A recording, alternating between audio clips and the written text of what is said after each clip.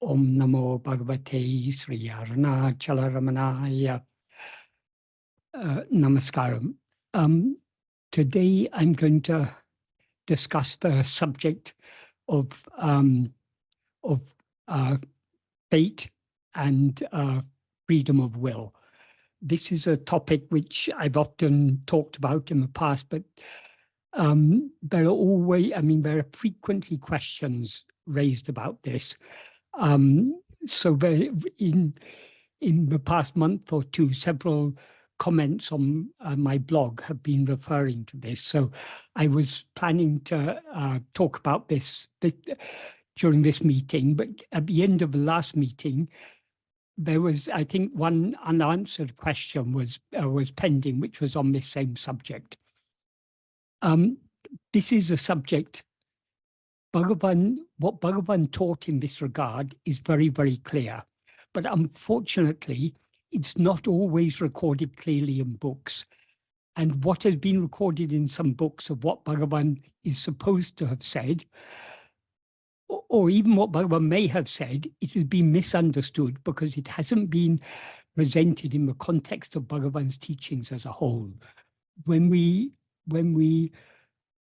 study Bhagavan's teachings, we shouldn't take things that he said or wrote in isolation without considering them in the context of his teachings as a whole. And this is particularly true in the case of this subject. Most of the questions that are raised about this are based on what has been recorded in Day by Day, that is recorded by Devaraja Mudaliar, or also what he recorded in his reminiscences. Often people refer to other books such as David Godman's Be As You Are, but all those quotations refer back to what was recorded by Devaraja Mudaliar. But we shouldn't just consider these.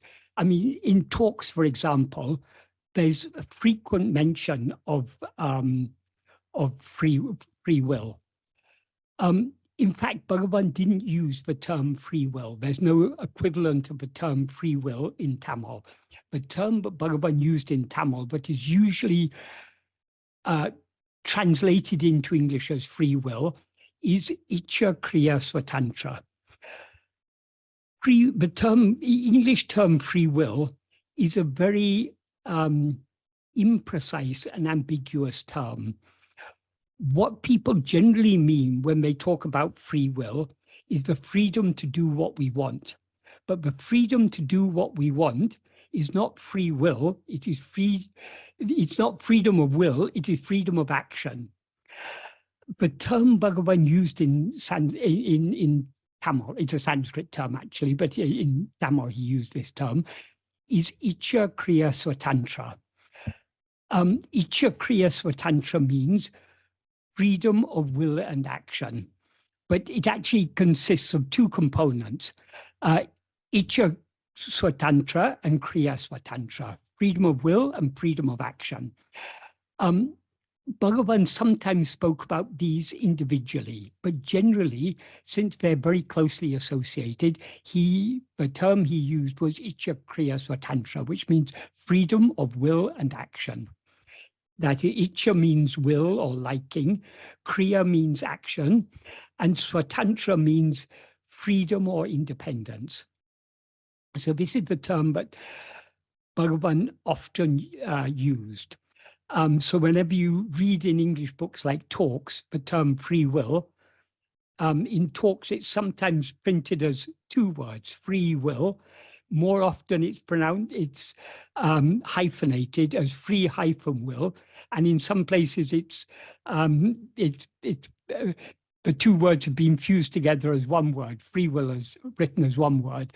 But if you read in Talks, for example, but it's very clear, Bhagavan, it does talk about freedom of will. And for example, in Talk 209, Mr. B.C. Das, a physics professor, asked about free will and destiny. And Bhagavan answers, whose will is it? It is mine, you may say. So there's a whole passage there where Bhagavan is talking about freedom of will. As I say, the term he would have used wouldn't have been free will, it would have been Ichya Kriya Svatantra, or in some cases, maybe just Ichya Svatantra. Towards the end of that, in the final paragraph of that particular passage of talks, Bhagavan is recorded to have said, free will is implied in the scriptural injunctions to be good. That is all scriptures, all gurus, everyone tells us we should be good. But if we have no freedom of will, then what is the need for any scriptures? What's the need for any gurus? What's the need for anyone to tell us we should be good if we have no freedom? So obviously the fact that all scriptures tell us to be good implies that we have freedom either to be good or to be bad. And likewise, in another passage, this is in section 426 of talks, Bhagavan is asked, has man any free will, or is everything in his life predestined or preordained? And Bhagavan replies, free will holds the field in association with individuality. As long as individuality lasts, so long there is free will.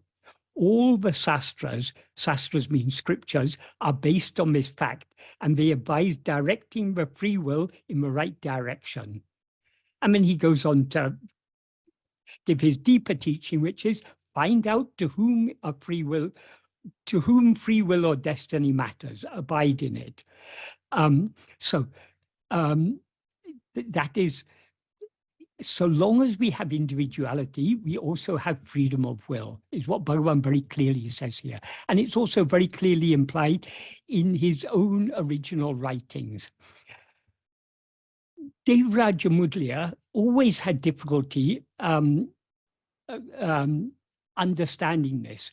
Once he said to Sadhu Om, this word, when I say, or this would probably have been around about 1960. It wasn't in Bhagavan's lifetime. It was some years after Bhagavan's lifetime.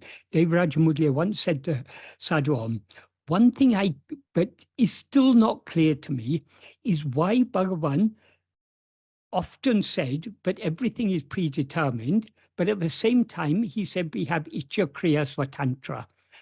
I asked Bhagavan this so many times, and whenever Bhagavan explained it to me, it was clear to me. But then after some time, I would get confused about it again. So can you explain it to me again? He asked Sadhu Om. And Sadhu Om then explained it. And then Devaraja would say, yes, this is just what Bhagavan explained. And when you say it, it's so clear to me, just like when Bhagavan said it. But after some time, I get confused. I don't know why I always get confused on this point, Devaraja Mudliya said.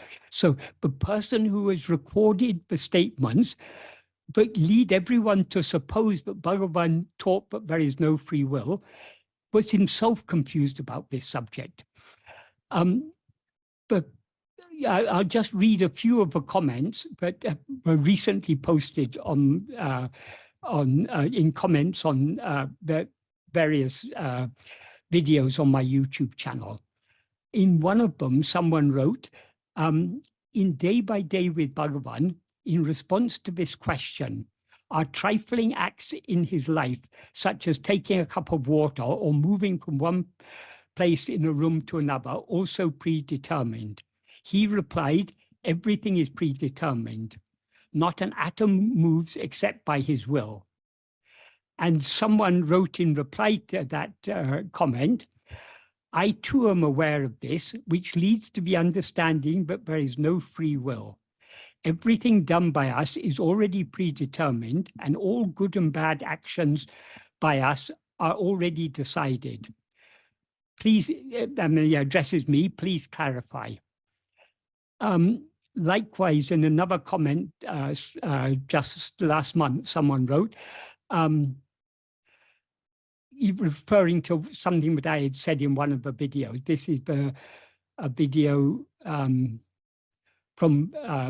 Bhagavan's Aradhana last April. I spoke about the law of karma as taught by Bhagavan. On this video, someone wrote a comment recently. At 225, words to the effect, not all actions done by mind, speech, and body are predetermined. Whereas in an audio book by Medicine of One, Karma, Destiny, and Free Will, Ramana Maharshi audio book, of the book Be As You Are, at position 1640 through to 1740, Ramana states every action, no matter how small, is predetermined. This is also my experience. At age 49, I became absorbed into God consciousness while walking to work. It persisted for almost 3 hours. During this, I was aware, but not at all engaged. The body continued to do what it does. It got to work and worked. I was experiencing nothing. I was just aware without an opinion. This showed me that all actions doing everything that can be detected through the senses is predetermined.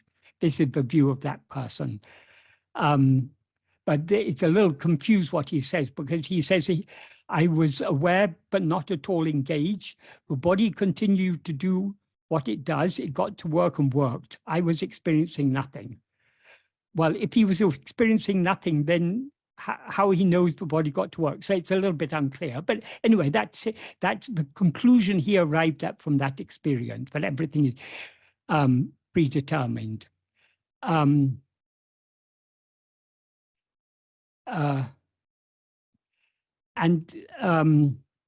in another comment, someone wrote, I'm a bit confused with what Michael told about karma in the first 30 minutes. According to Vedanta, self has no karma associated with it.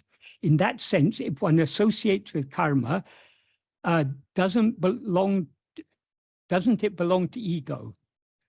So as Bhagavad Gita, karma is the creative urge to express itself. Please clarify.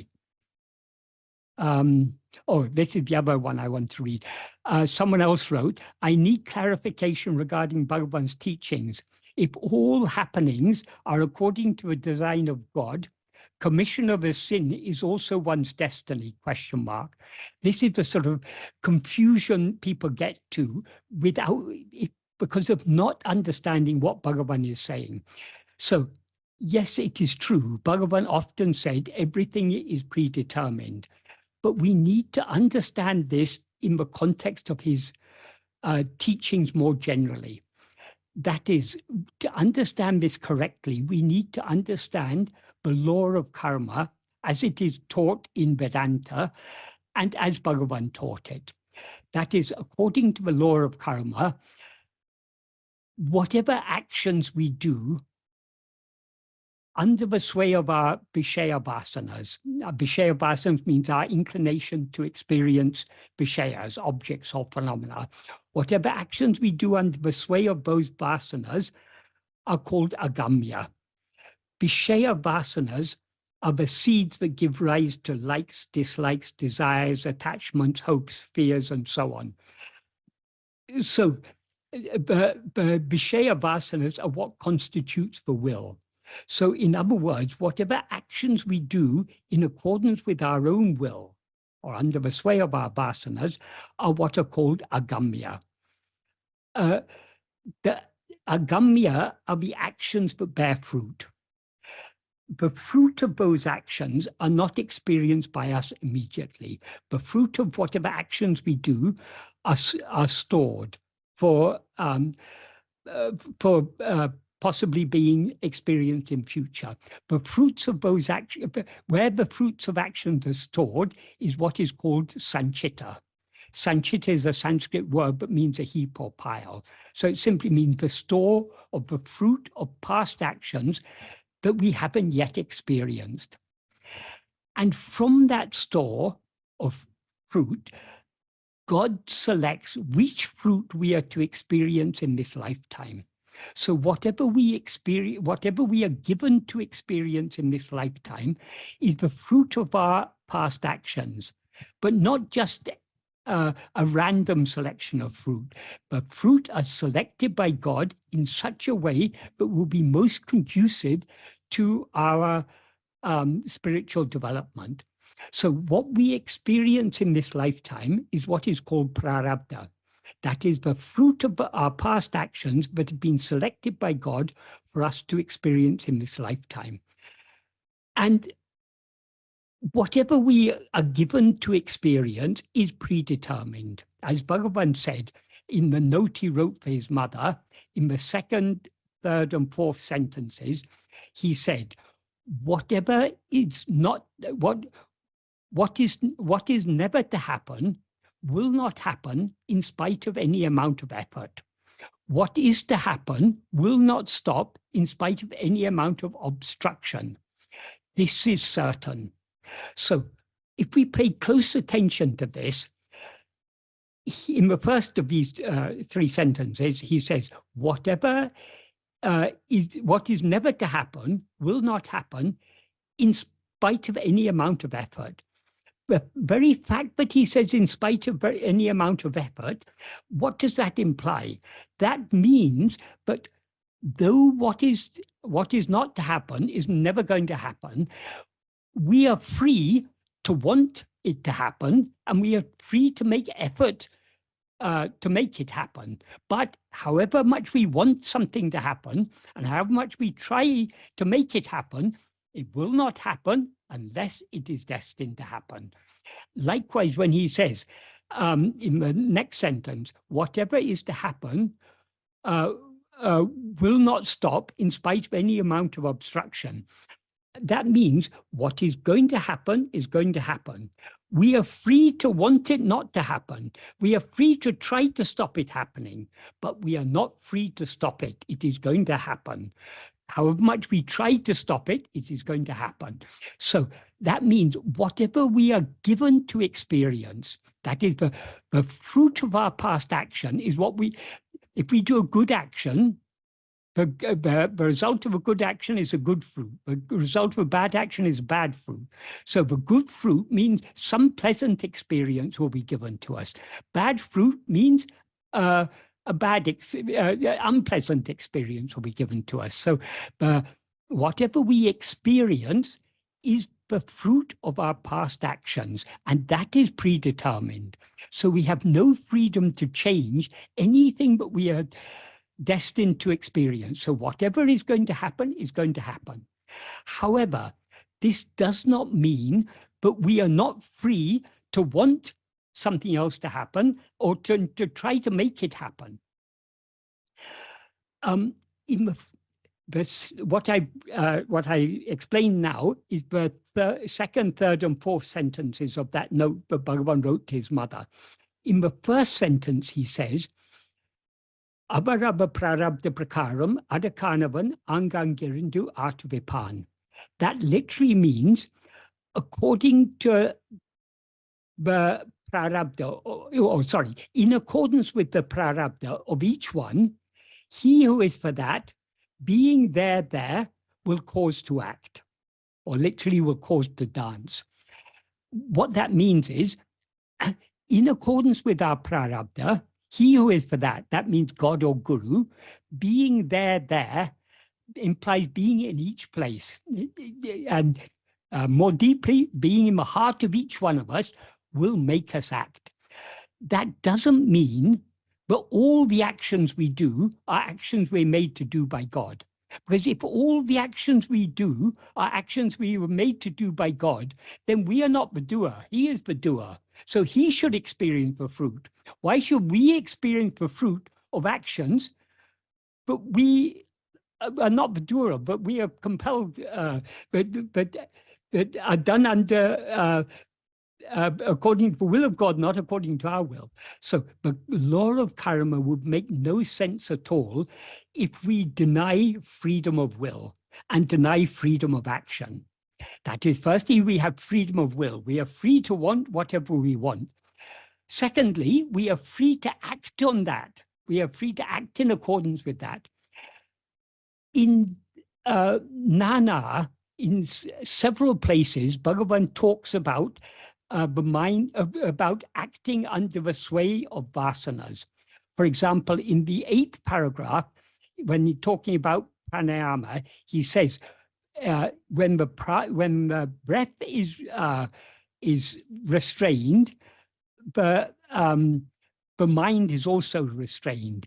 And when the breath comes out, the mind will also come out and wander under the sway of its vasanas. When he said the mind will wander under the sway of its vasanas, that means the mind is acting under the sway of its vasanas.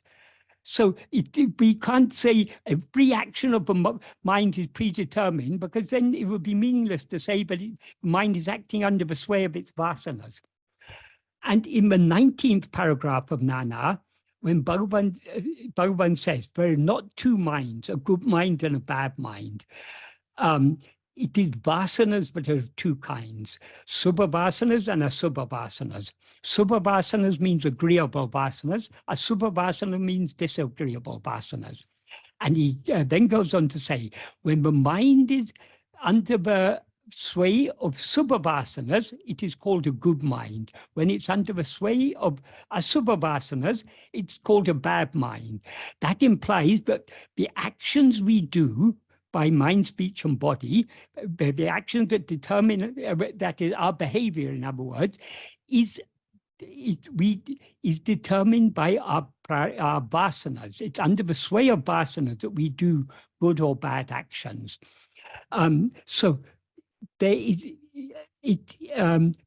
no, I mean, it is completely unjustified to come to the conclusion that Bhagavan taught there is no freedom of will. As I say in talks in so many places, he explicitly says there's freedom of will. In verse 19 of Ulladu Napadu, he says, he doesn't use the term free will, he uses the term will. Will means, the term he uses for will in this context is mati. He talks about vidhi mati. Vidhi means fate, mati means, in this context, means will.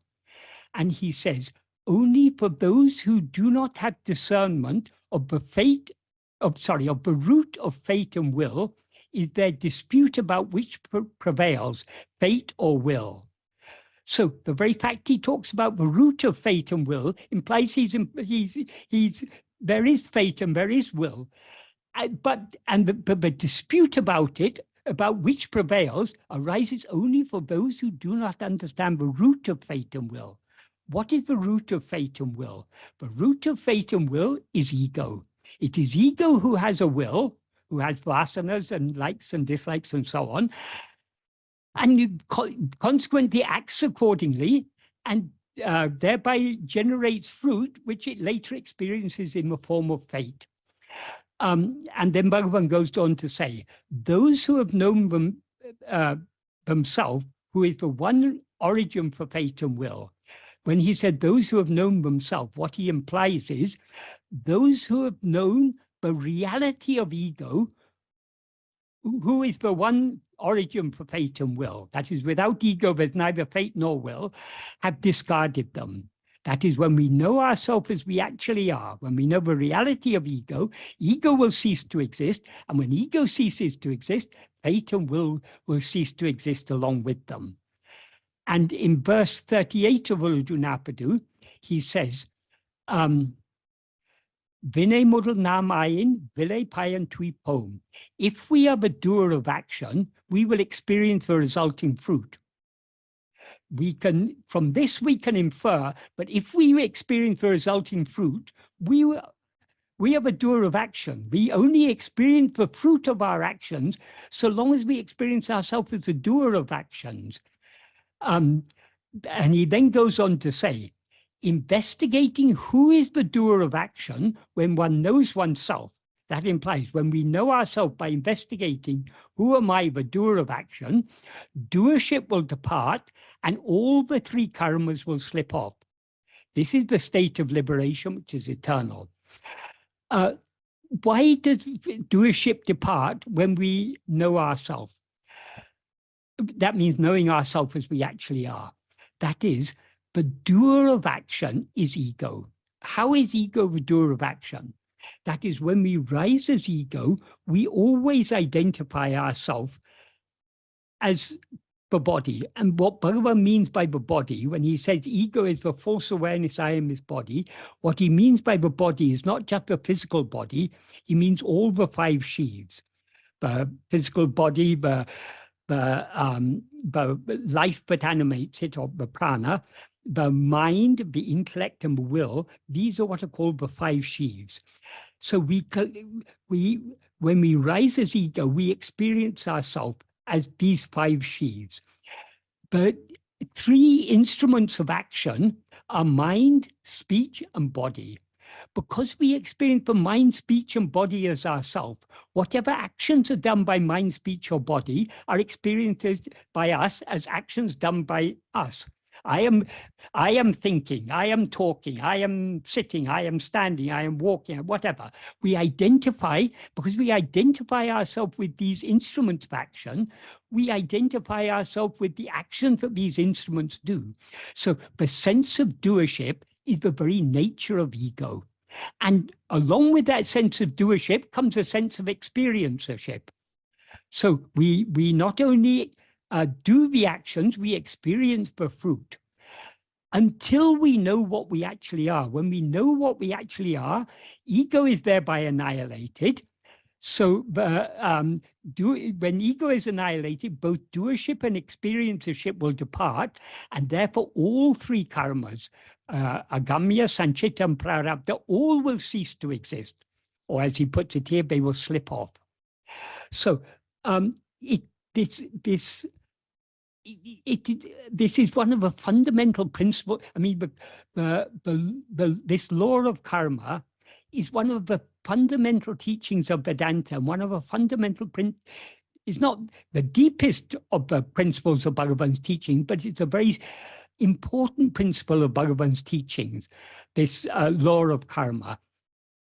And we are bound by karma so long as we rise as ego. If we want to free ourselves from all the three karmas, we need to free ourselves from ego, because ego is the doer of actions and the experiencer of the fruit of actions, as he makes clear in that verse. So when Bhagavan says everything is predetermined, he means all that we are to experience is predetermined, because it's in accordance with prarabdha. The prarabdha is predetermined. It doesn't mean but everything we do is predetermined, because if everything we were doing was predetermined, then we wouldn't be the doer of the action. If, for example, if a person is a careless driver, or if they're drunk or something, and they have an accident, who goes to court and has to face the punishment? It is the driver of the car, not the car. The car isn't fined or put in prison or something for going carelessly. The driver is the one who is held responsible. So if all the actions we do are predetermined by God, that means God is the doer of all the actions, then why should we experience the resulting fruit? So, as Bhagavan said, if we are a doer of action, we will experience the resulting fruit. The fact that we are experiencing the fruit means we are the doer of action. We are doer of action in the sense that we identify ourselves as the mind, speech, and body, and act in accordance with our own vasanas, our own will. So this is the fundamental principle of the law of karma. So when Bhagavan says in verse 19, when he refers to this vidimati vellam vivadam, the dispute as to which prevails, fate or will, he said this is only for those who do not have discernment, who don't have viveka of the root of fate and will. What does he imply by this? That is, fate, but many of us assume that there's a conflict between the idea of fate and will. Either we have freedom of will or we are bound by fate. There is actually no contradiction, because fate, or prarabdha, determines what we are to experience. Our will determines what we want to experience and what we try to experience. We are free to want to experience anything. We are free to try to experience anything, but we are not free to experience anything. What we are to experience is determined by prarabdha. What we want to experience and what we try to experience is in accordance with our own will. So there is no conflict between predetermination and will. The two go, I mean, the whatever is predetermined is the fruit of our past actions, the past actions that we've done in accordance with our will. So without freedom of will, we would not be the doer of actions, and therefore we would not experience the resulting fruit. So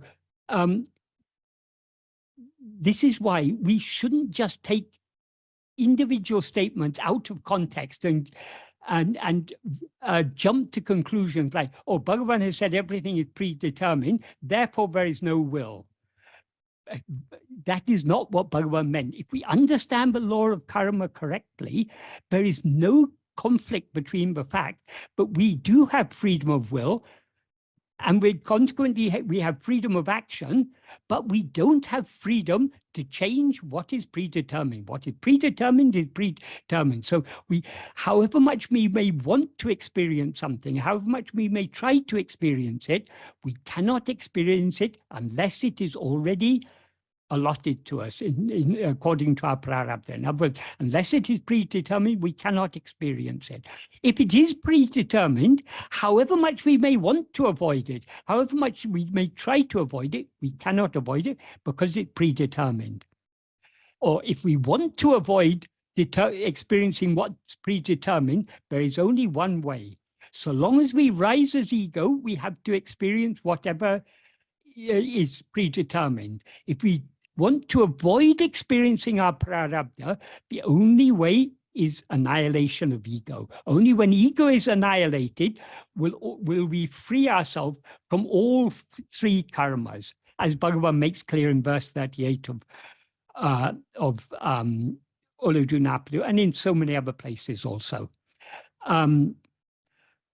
So I hope that clarifies the people who come to the conclusion that because Bhagavan says everything is predetermined, therefore we have no freedom of will or freedom of action. That is not what Bhagavan means. That is whatever is given to us to experience is predetermined. Whatever we try to experience, that is not predetermined. That's we have that freedom of will. Regarding one of the questions that someone, oh yes, this question, according to Vedanta, self has no karma associated with it. In this context, I think what this person means by self is our real nature. What we actually are is free of karma, because karma is only for ego. So that the person goes on to say, in that sense, if one associates with karma, belongs to only ego. Yes, karma and the fruit of karma are all only for ego. For our real nature is ever untouched by karma. And then the person goes on to say, so as Bhagavad Gita, karma is the creative urge of self to express itself. I don't know which passage of the Bhagavad Gita is referred to here, or what actually is said in the original, but I think this is a misinterpretation. Our real nature has no creative urge. The nature of what we actually are, namely Brahman or Atma Swarupa, has no creative urge. Its nature is just being. The creative power is Maya, which is what is otherwise called ego. So it is ego, but is the root of karma and the fruit of karma. And someone else asked, I need clarification regarding Bhagavan's teachings. If all the happenings are according to the design of God, commission of a sin is also one's destiny, ? No, it is not. If we commit a sin, we are acting under the sway of our vasanas. So we are responsible, and so we have to experience the fruit of that. And there was just one other question someone asked related to this, which is not so directly related to this, but it's an important point to clarify. Someone else asked in a recent comment, is it because of prarabdha karma that some of us, within brackets ego, are inclined to spiritual seeking and others are not? Does prarabdha incline us to spiritual growth? No. Prarabdha is the fruit of our past actions that we are given to experience in this lifetime. What inclines us to spiritual growth is our vasanas. More specifically, the inclination to grow spiritually is what is called satvasana. That is the inclination not to do anything, but the inclination just to be. So all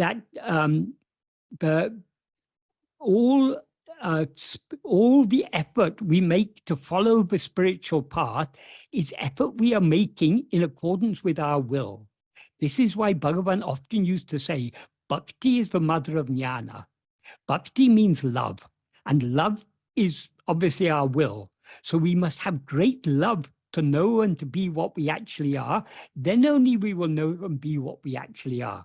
So when he says, Bhakti is the mother of jnana, jnana means knowing and being what we actually are. Bhakti means the love to know and to be what we actually are. So without that love, we will not be. So the love is not according to prarabdha, but love is according to our will. However, the prarabdha is allotted, as I said earlier, prarabdha is allotted by God or Guru. God and Guru actually are one and the same. Whether we call it God or Guru, that which allots the fruit of our action, it does so in such a way that will be most conducive to our spiritual growth. So prarabdha is indirectly helping us, but how we prarabdha is just what we are given to experience. How we respond to that, what we are given to experience, determines whether we are growing spiritually or not.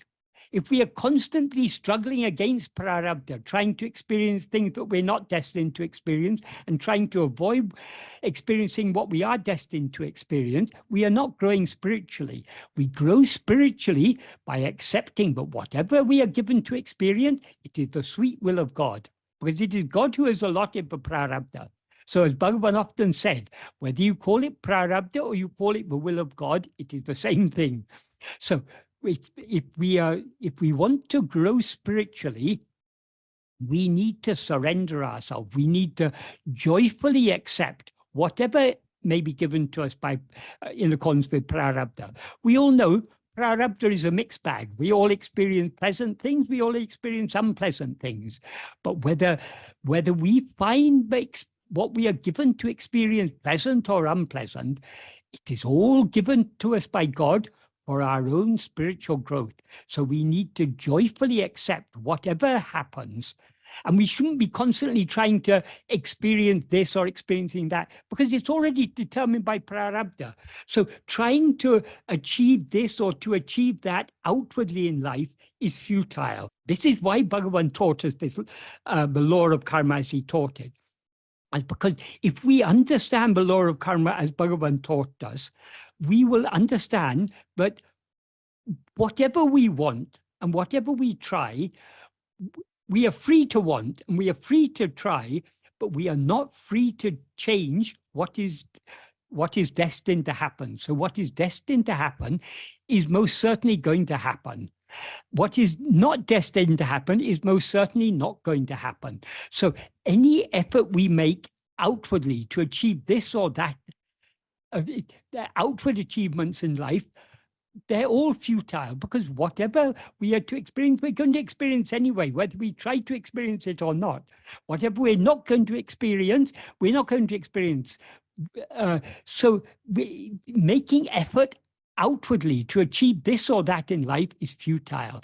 The only, as Bhagavan often said, the only correct use of our freedom of will is to turn within, to know, to investigate and know what we actually are. Because by investigating and knowing what we actually are, we are thereby surrendering ourselves completely. And when we surrender ourselves completely, ego is thereby dissolved. And what remains is what alone actually exists, the one, what we always actually are. That's why Bhagavan ends verse 38 of Uludana by saying, this is liberation which is eternal. That is, we are eternally free. We only seem to be bound because we've risen as ego. But since we alone are what actually exists, since we are one without a second, our freedom is actually infinite. But when we rise as ego, our freedom seems to be limited. It's limited because when we limit ourselves, we limit our freedom. What we actually are is infinitely free. But even when we rise as ego, we are bound. But though we are bound, it is a limitation on our freedom, but not a complete. We don't free, because freedom is our very nature. We don't lose our freedom when we rise as ego.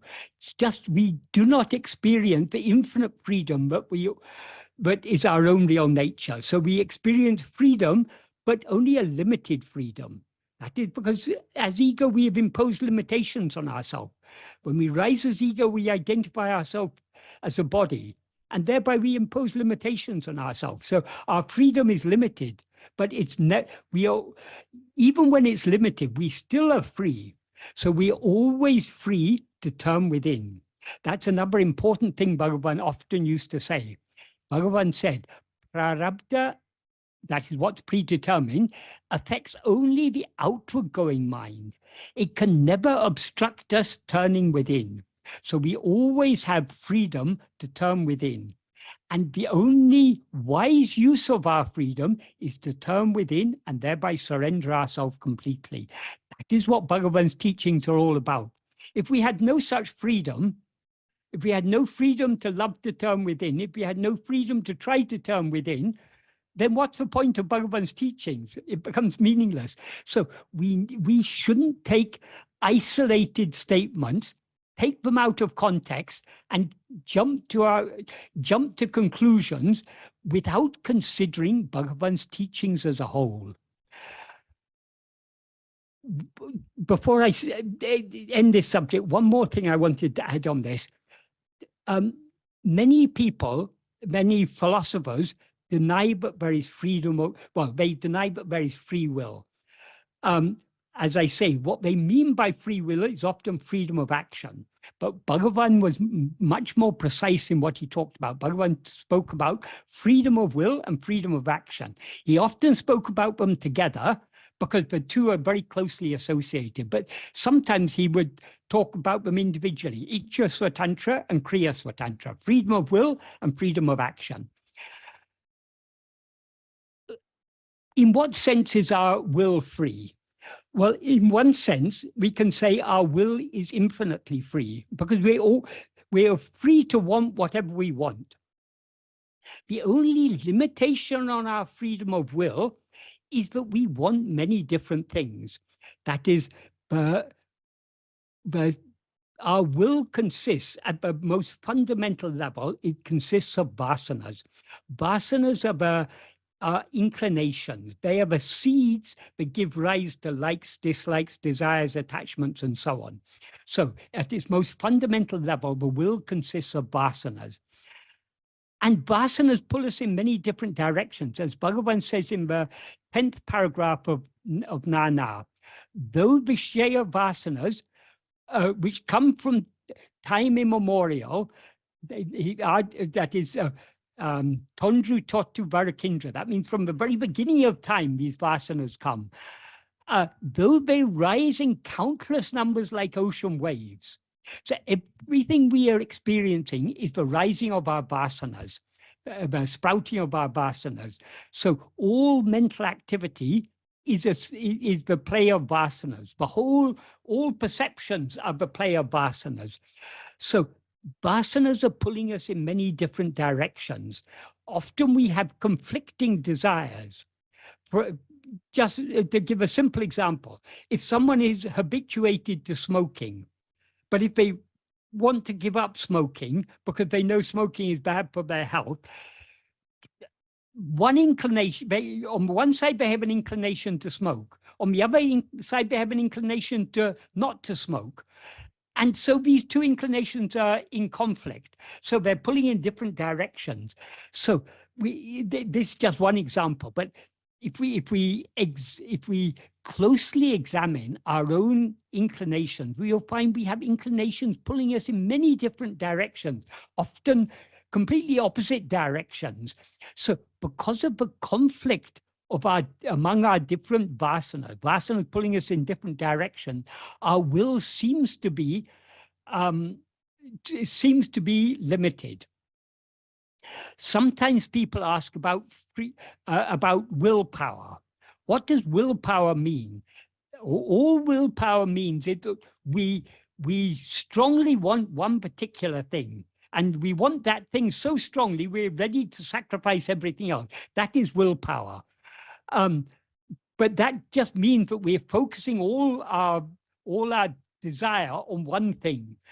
In the spiritual path, we are trying to replace the Vishaya vasanas, that's the inclinations to go outwards to experience Vishayas, objects or phenomena. We are trying to replace that with Sat vasana, the inclination to go within and to subside back into our being and thereby be as we actually are. So that requires great willpower to give up all the liking to go outwards and to develop this love to turn within, to sink back into our heart. So in practice, where does the freedom of will lie? When we have vasanas pulling us in so many different directions, are we bound by vasanas? No. Vasanas are inclinations. So we are free to follow our inclinations or not to follow them. And when inclinations are pulling us in different directions, we have the freedom whether to follow this inclination or that inclination. So the freedom of will lies in our freedom to allow ourselves to be swayed or not swayed by any particular vasana. So how to use our freedom of will wisely? We use the correct use of our freedom of will is to turn our attention within. When we turn our attention within, to the extent our attention is turned within, to that extent we are not allowing ourselves to be swayed by the Vishaya vasanas. And the nature of vasanas have no strength of their own. They're just our own inclination. So they've got no strength of their own. Whatever strength vasanas seem to have, a strength they derive from us. So if we allow ourselves to be swayed by a particular vasana, we are thereby strengthening that vasana. So if a smoker keeps on succumbing to that inclination to smoke, they're thereby strengthening the inclination to smoke. But if they have a strong determination, no, I want to give up smoking, and they refuse to be swayed by that inclination to smoke, and instead allow themselves to be swayed by the inclination not to smoke, that inclination not to smoke will grow stronger, and the inclination to smoke will grow weaker. So this is how we have freedom to overcome our vasanas. We can replace the bad vasanas with better vasanas. But all Vishaya vasanas, though some Vishaya vasanas are better than others, they're all taking our attention away from ourselves. So in the final analysis, the only good vasana is Sat vasana, the inclination to go back within. So if we want to use our freedom of will wisely, we will not allow ourselves to be swayed by our Vishaya vasanas. We'll only allow ourselves to be swayed by the Sat vasana. In other words, we'll hold on firmly to self-attentiveness, not allowing our attention to go out towards anything else. That is the correct use of our freedom of will.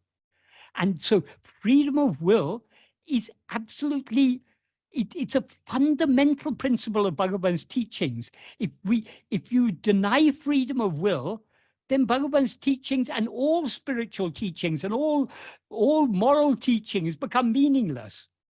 So it's a very, very wrong conclusion to come to. Just because Bhagavan said everything is predetermined, but we thereby, it would be wrong on our part to conclude, oh, therefore I have no freedom of will. No. Whatever is given to us to experience is predetermined. And whatever we need to do in order to experience what we are destined to experience will be made to do. That doesn't mean all the actions we do, we're made to do. Consider the examples that Devaraja Mudliya asked Bhagavan. Bhagavan, if I pick up this fan and fan myself, is that predetermined? Bhagavan said yes. Why? Because enjoying the cool breeze of the fan is predetermined. So because that is predetermined, we have to pick up the fan and fan ourselves.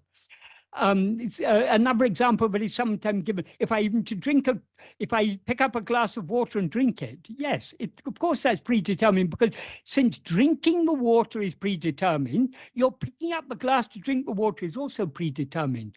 But this doesn't mean that all the actions we do are predetermined, nor does it mean that just because we do an action is predetermined doesn't mean we are absolved of responsibility for that action, because many actions that we are made to do by God in accordance with destiny, we are also made to do by our vasanas. An example I often give of this is, supposing it's our destiny to be a doctor. We may have many reasons for wanting to be a doctor, but anyway, it's our destiny to be a doctor. Even if we don't want to be a doctor, we cannot avoid being a doctor. So we have to, in order to become a doctor, we have to study, we have to pass exams, and we have to get the professional certification, and we actually have to work as a doctor, because that's our destiny. But most people who become doctors want to become doctors.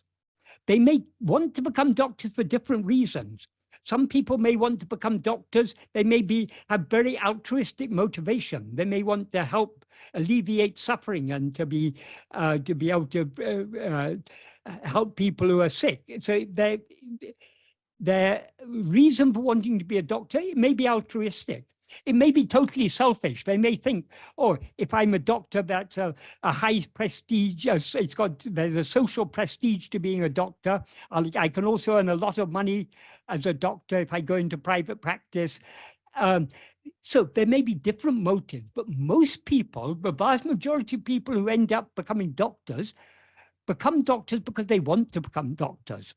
They also become doctors because it's their destiny. They couldn't become doctor, however much someone may want to become a doctor. If it's not their destiny, they will not become a doctor. But if it's their destiny to become a doctor, in the vast majority of cases, they also want to become doctors. So the actions they do to become doctors are actions they are made to do by God in accordance with their prarabdha. They're also actions that they're simultaneously doing under the sway of their Vishaya vasanas. So we are responsible for actions to the extent to which we are acting under the sway of our vasanas. Whether or not that action is an action we are made to do by God, that is not relevant to whether that action, whether we have a moral responsibility for that action. So when someone asks if we commit a sin, what was the question? Commission of a sin is also one's destiny. It may be our destiny to do that action, but if we do that action because we want to do it,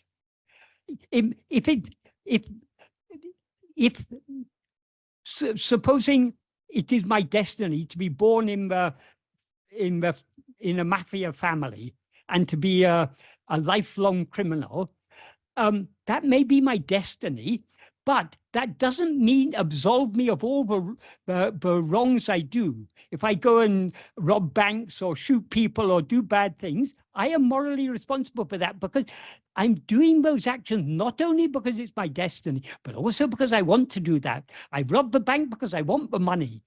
So the will and fate are very much interlinked. Another thing is, if it's a person's destiny to be a mafia boss, for example, or to be any type of criminal, or to be, if that is their destiny, why are they allotted that destiny? Will a person of a kind, gentle, loving nature be destined to be a violent criminal? Obviously not. The prarabdha that is allotted to us is tailor-made to suit us.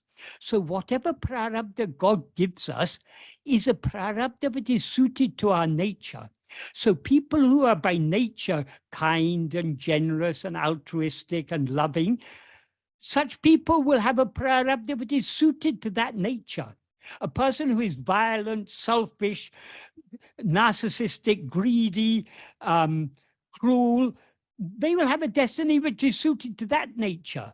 So what is predetermined is the fruit of our past actions, but it's been allotted to us by God. God allots those fruit in such a way that will be most conducive to our spiritual development. So it's well matched to the particular vasanas we have. God will not give us a destiny to be a violent criminal if we are of a very kind and gentle nature. It just wouldn't, but it wouldn't fit. So God will not do. So the prarabdha is made to suit us. So if we have a prarabdha to be a kind, altruistic person, that prarabdha is given to us because such is our nature. So I hope this helps to clarify some of these questions that people raise on this subject. Shalini, last time someone had raised a question about they wanted to ask some question on this subject. Is that person here now, and do they still want to ask the question? Sort of in the chat box, I have 3 questions on free will and karma. Okay. Let's deal with those first, and then we can deal with other ones. So, and then there are some questions which came by email and other questions. So let me just see this. Okay. So quite a lot of questions today. Okay. So the first one is that in talk 28, Bhagavan gives what seems to be practical advice with regard to the free will destiny problem, open quotation. God's will for the prescribed course of events is a good solution of the free will problem. If the mind is restless on account of a sense of the imperfect and unsatisfactory character of what befalls us, or what is committed or omitted by us, then it is wise to drop the sense of responsibility and free will by regarding ourselves as the ordained instruments of the all-wise and all-powerful, to do and suffer as he pleases. He carries all burdens and gives us peace. Close quotation marks. Would you please speak to this? Yes, what Bhagavan is basically saying here, we need to surrender ourselves. If we surrender ourselves, surrendering ourselves implies surrendering our will. So whatever may happen, it is according to the will of God. So if we give up our will, we will happily accept that whatever happens is according to his will. So what Bhagavan is implying here is, if we want to be free of the trouble caused by the freedom of will, we need to surrender our freedom of will to God. In other words, we need to surrender. In order to surrender our freedom of will, we need to surrender ourselves. Because as Bhagavan says elsewhere in talks, in another passage, Bhagavan said, so long as there is individuality, so long there is fate and free will. So the individuality means ego. So long as there's ego, ego has freedom of will, and it also experiences the fate, which is the fruit of its past misuse of its free will. So the wise course is to surrender our free will. But we cannot surrender our freedom of will without surrendering ourselves, the one who has the freedom of will. Because so long as there's ego, that ego has freedom of will. So we have to surrender ego. If we surrender ego, whatever happens, it's all his will. So that's why he says to do and suffer as he pleases. So if we surrender ourselves completely, if we don't rise as ego, whatever actions may be done by mind, speech, or body will only be actions that he makes us do. Because if we don't rise as ego, then we're not exercising our freedom of will. And therefore, whatever action may be done by mind, speech, or body are actions he makes us do. And whatever we may be given to experience, it's he has given us to experience it, so we joyfully accept it as his will. That's why he says to do and suffer as he pleases. Suffer here means to experience. Whatever he gives us to experience, that is his will. We joyfully accept it. As Bhagavan sings in verse 2 of Arunachapatikam, Ninishtam enishtam, your will is my will. Imbadaku, that is happiness for me. So whatever you will, you do whatever you will. I will accept it happily. That should be the attitude. That is surrendering our will to the will of God. That is how we free ourselves from this, the burden of free will, because free will is actually a burden, because so long as we have free will, we almost invariably misuse it. So the correct way to use our free will is to surrender it back to God. You take care of this. This free will has caused me so much trouble. Through so many countless lives, I've been misusing this free will. This is a very dangerous thing you've given me. Please take it back. Let me surrender myself entirely to you. Whatever you will, that alone is what I will. Your will is my will. Ninishtam enishtam, imbadaku. That is happiness for me. That is the attitude we should have in this spiritual path. And Bhagavan doesn't ask us to deny that we have free will. He asks us to surrender our free will. I hope that's a clear answer to that question. The next question is, it says, Michael, the way you describe free will and destiny brings to mind the serenity prayer. God grant me the serenity to accept the things I cannot change, courage to change the things I can, and wisdom to know the difference. Do you find a similarity? Thank you. Yes, that is the sentiment behind this serenity prayer is based upon that understanding. Actually, if we go deeper into it, we don't have freedom to change anything, according to Bhagavan. But so long as we have that sense of doership, we will sometimes be prompted to do things that may seem to change things. But actually, whatever changes, it changes only according to destiny. So that serenity prayer is a very nice attitude to have. It's a good attitude to have at a certain level, but we need to go deeper than that. We need to recognize that actually we have no freedom to change anything. If we do anything that does seem to change anything, it is only because we were made to do that by God. So the wisdom that is referred to in the serenity prayer, the true wisdom is to surrender ourselves to God and let God decide what can be changed and what can't be changed. So the ultimate, there's no wisdom higher than complete surrender. That is the ultimate wisdom. So yes, there is a certain parallel, but what Bhagavan is teaching us, it goes deeper than serenity prayer. But serenity prayer is a very nice sentiment to have. So long as we have a sense of doership, there are some things it seems possible for us to do. Some things seem impossible for us to do. If we see a hungry person and we have food, it seems possible for us to give that food to that hungry person and alleviate their suffering. But when there are 1 million people starving in, more than 1 million people starving in Gaza, can we do anything to change that? Doesn't seem to be possible, unfortunately. Though our heart goes out to all those people who are suffering on both sides of the conflict, what can we do about it? We can't do anything. So we have to just keep quiet. I mean, there's nothing else we can do. Much as we are pained to see all these terrible things that happen in the world, this is the nature of the world. Michael, there's a question on free will and karma from Titi. Yes, hi, Michael. Hi. Yeah, it's my question about this free will. It's for me, it's confusing, this term. I'm saying why? Because in any circumstance, I choose what is best for me, what is good for me. In any circumstance, to be happy. And Yeah. what is the meaning?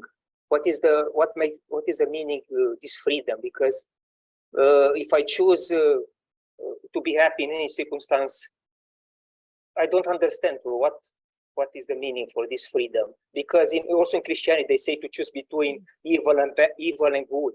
But for me, only an insane person can choose.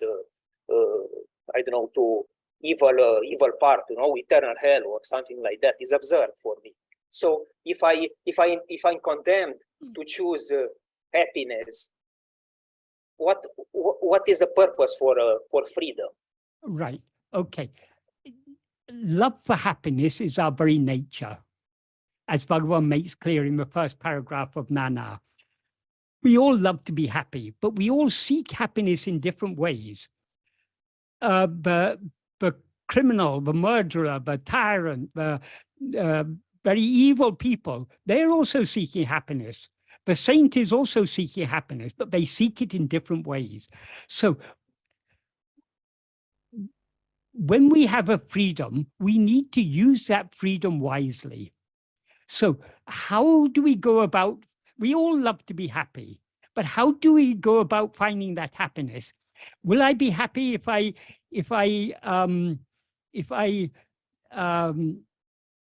become a big businessman, exploit so many people, amass a vast amount of wealth? Some people believe that's a way to happiness, and so they live their life accordingly.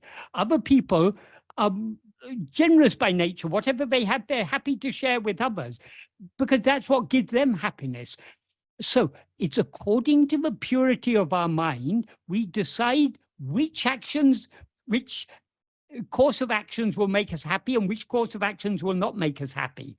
For a person of a kind, generous nature, it pains such a person to see others suffering. So they'll do all they can to alleviate the suffering of others, because that alleviates their own suffering on seeing that person suffering.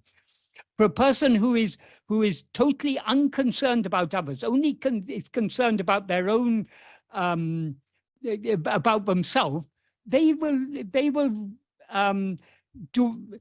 be concerned about, they don't mind exploiting others. They don't mind however much others suffer. So long as I get what I want, that's all that matters to me.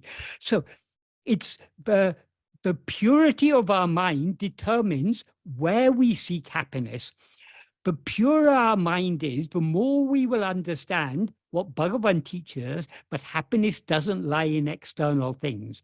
Happiness doesn't lie in action.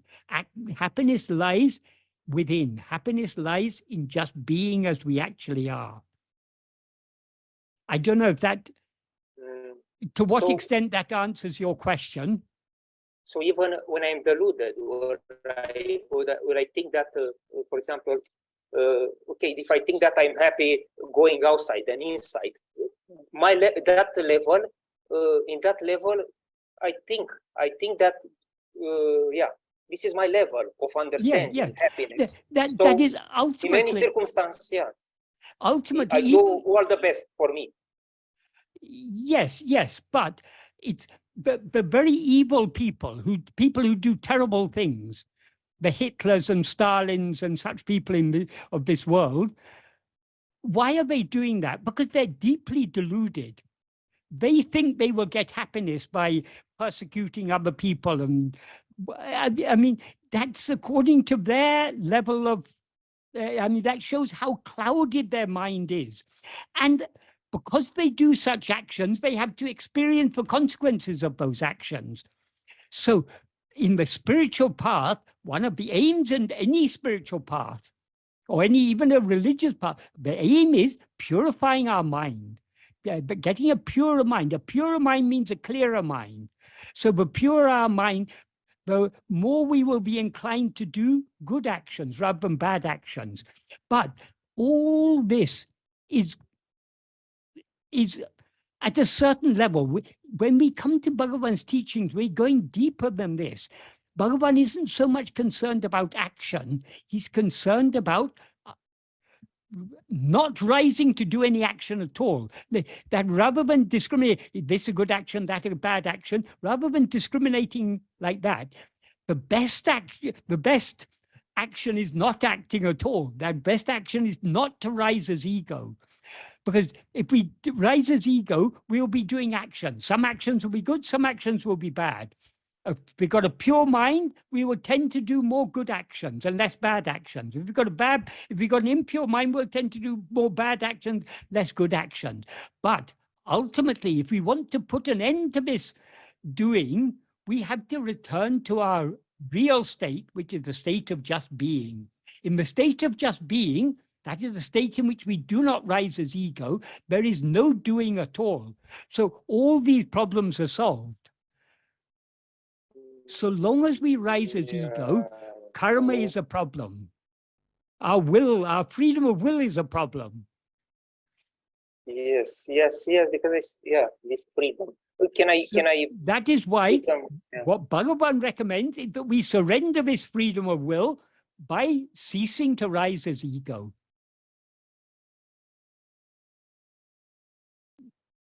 Yes, you were about to say something else? Yeah.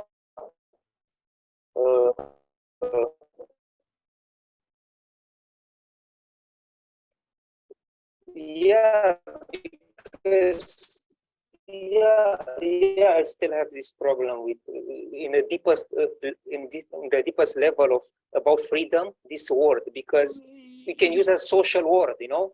I am free to do this or that, but yes, the deepest level is if my drive is to do the, how can you speak about freedom? Because I am not free actually. Bhagavan says I am not free between what to choose what. I am not free to do something.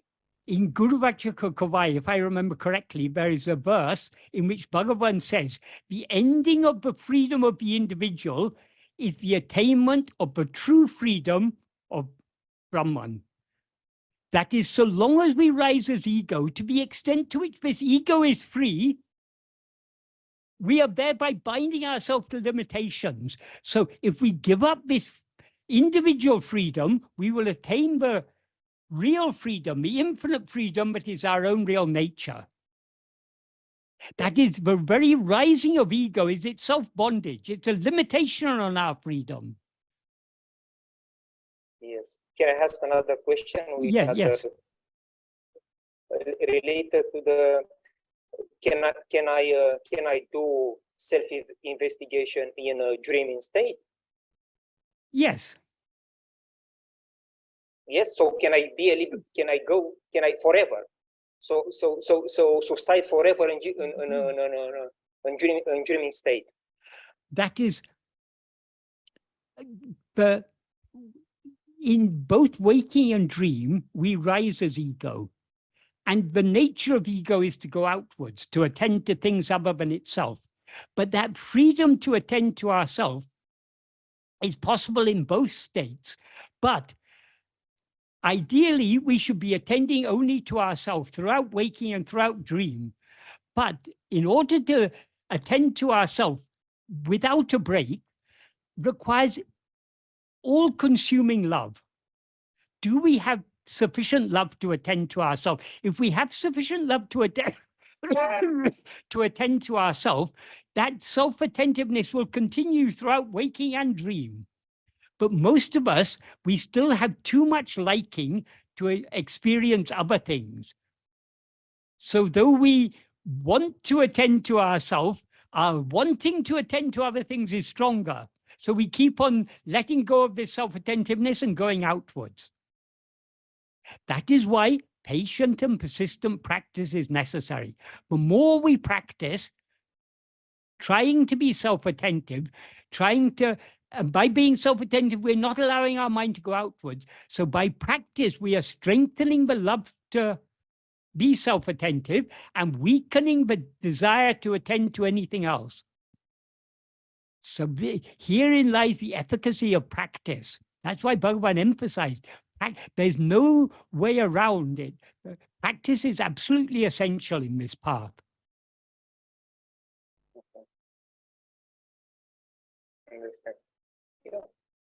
Thank you. But rather than worrying about attending to ourselves in dream, let's not worry about that. Let's not worry about attending to ourselves after 5 minutes.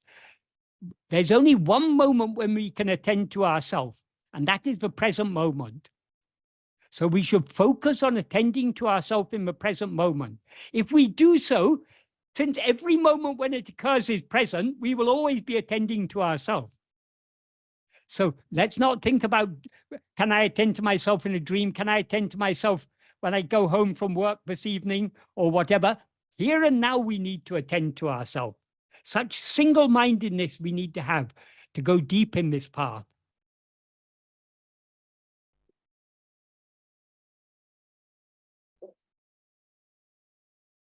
If you have so much love to attend to yourself here and now, you will find you will continue attending to yourself even in dream. It's all a matter of love. And that love is cultivated by practice. The more we practice, the more we try to hold on to ourselves, the more the love to hold on to ourselves will grow strong. Yes, yes.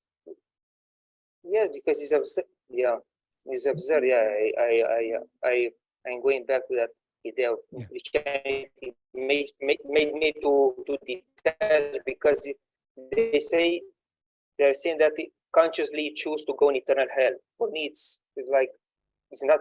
It doesn't make sense for me. Only an insane man can do this. You know, Yeah, you are not free in that case. Yes. Yes. And when are you free? You choose only the best thing for you. Yes. Only. And the best thing for us is being self-attentive. But that is surrendering our will to the will of Bhagavan, the will of God. Yes. Okay. Thank you. All right, thank you. Michael, we have about 4 or 5 questions on, actually 5 on free will and karma of different kinds. But a lot of these questions that have come later, there are questions which have been sent by email and at the beginning, which don't necessarily have to do with free will and karma. How would you like to? Okay, let's try and deal with the questions on free will and karma, because this, I think most of the questions I should have answered already, but if there's any further points that need clarification, so I hope it won't take too long now. Yes. Because I'm more or less, I'm going to be repeating what I said. Yes. But it may still be useful, because people may still raise questions that particular points of clarification may be useful. Should I ask more than one question? We're all very similar.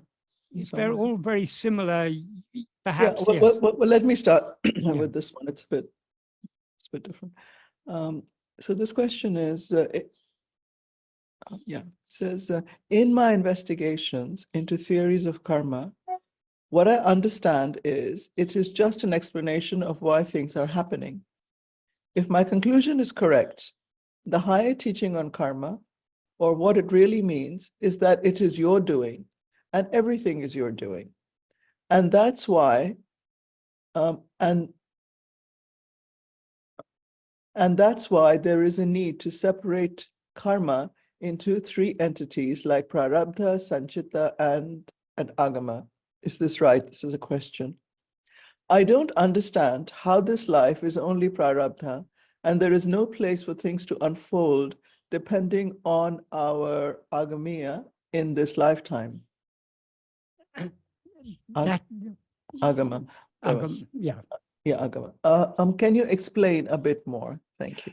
That is, agamya is the actions we do in accordance with our freedom of will. That is, the actions we do under the sway of our vasanas. Those agamya actions cannot change prarabdha. That is, our will determines what we want to experience, what we try to experience. So it's the will that gives rise to our doing agamya. The prarabdha determines what we are to experience. That cannot be changed. So a certain prarabdha has been allotted to each one of us. We cannot, nothing we can do in this life can change that. Even an tiniest iota, what is destined to happen is going to happen, whether we like it or not. However, where the freedom lies, we are free to want to certain things or not to want, but however much we want it or don't want it, what is going to happen is going to happen. What is not going to happen is not going to happen. And the freedom of will leads to freedom of action. Because I want to say, supposing my ambition in life is to become very, very rich. Because I want to become very rich, I constantly making effort to become very rich. But if it's my destiny to be never rich, to be always poor, however much I want to be rich, however much I try to be rich, I cannot be rich. So prarabdha determines what is actually to happen. But our freedom of will and action determines what we want to happen and what we try to make happen. So there's actually no conflict between them. It seems to be a conflict from the point of view of a person who has a very strong liking for this or that, or this destiny is stopping me getting what I want. So that seems to be a conflict. But actually, if you step back and analyze it very carefully, prarabdha determines what is to happen. Freedom of will and freedom of action determines what we want to happen and what we try to make happen.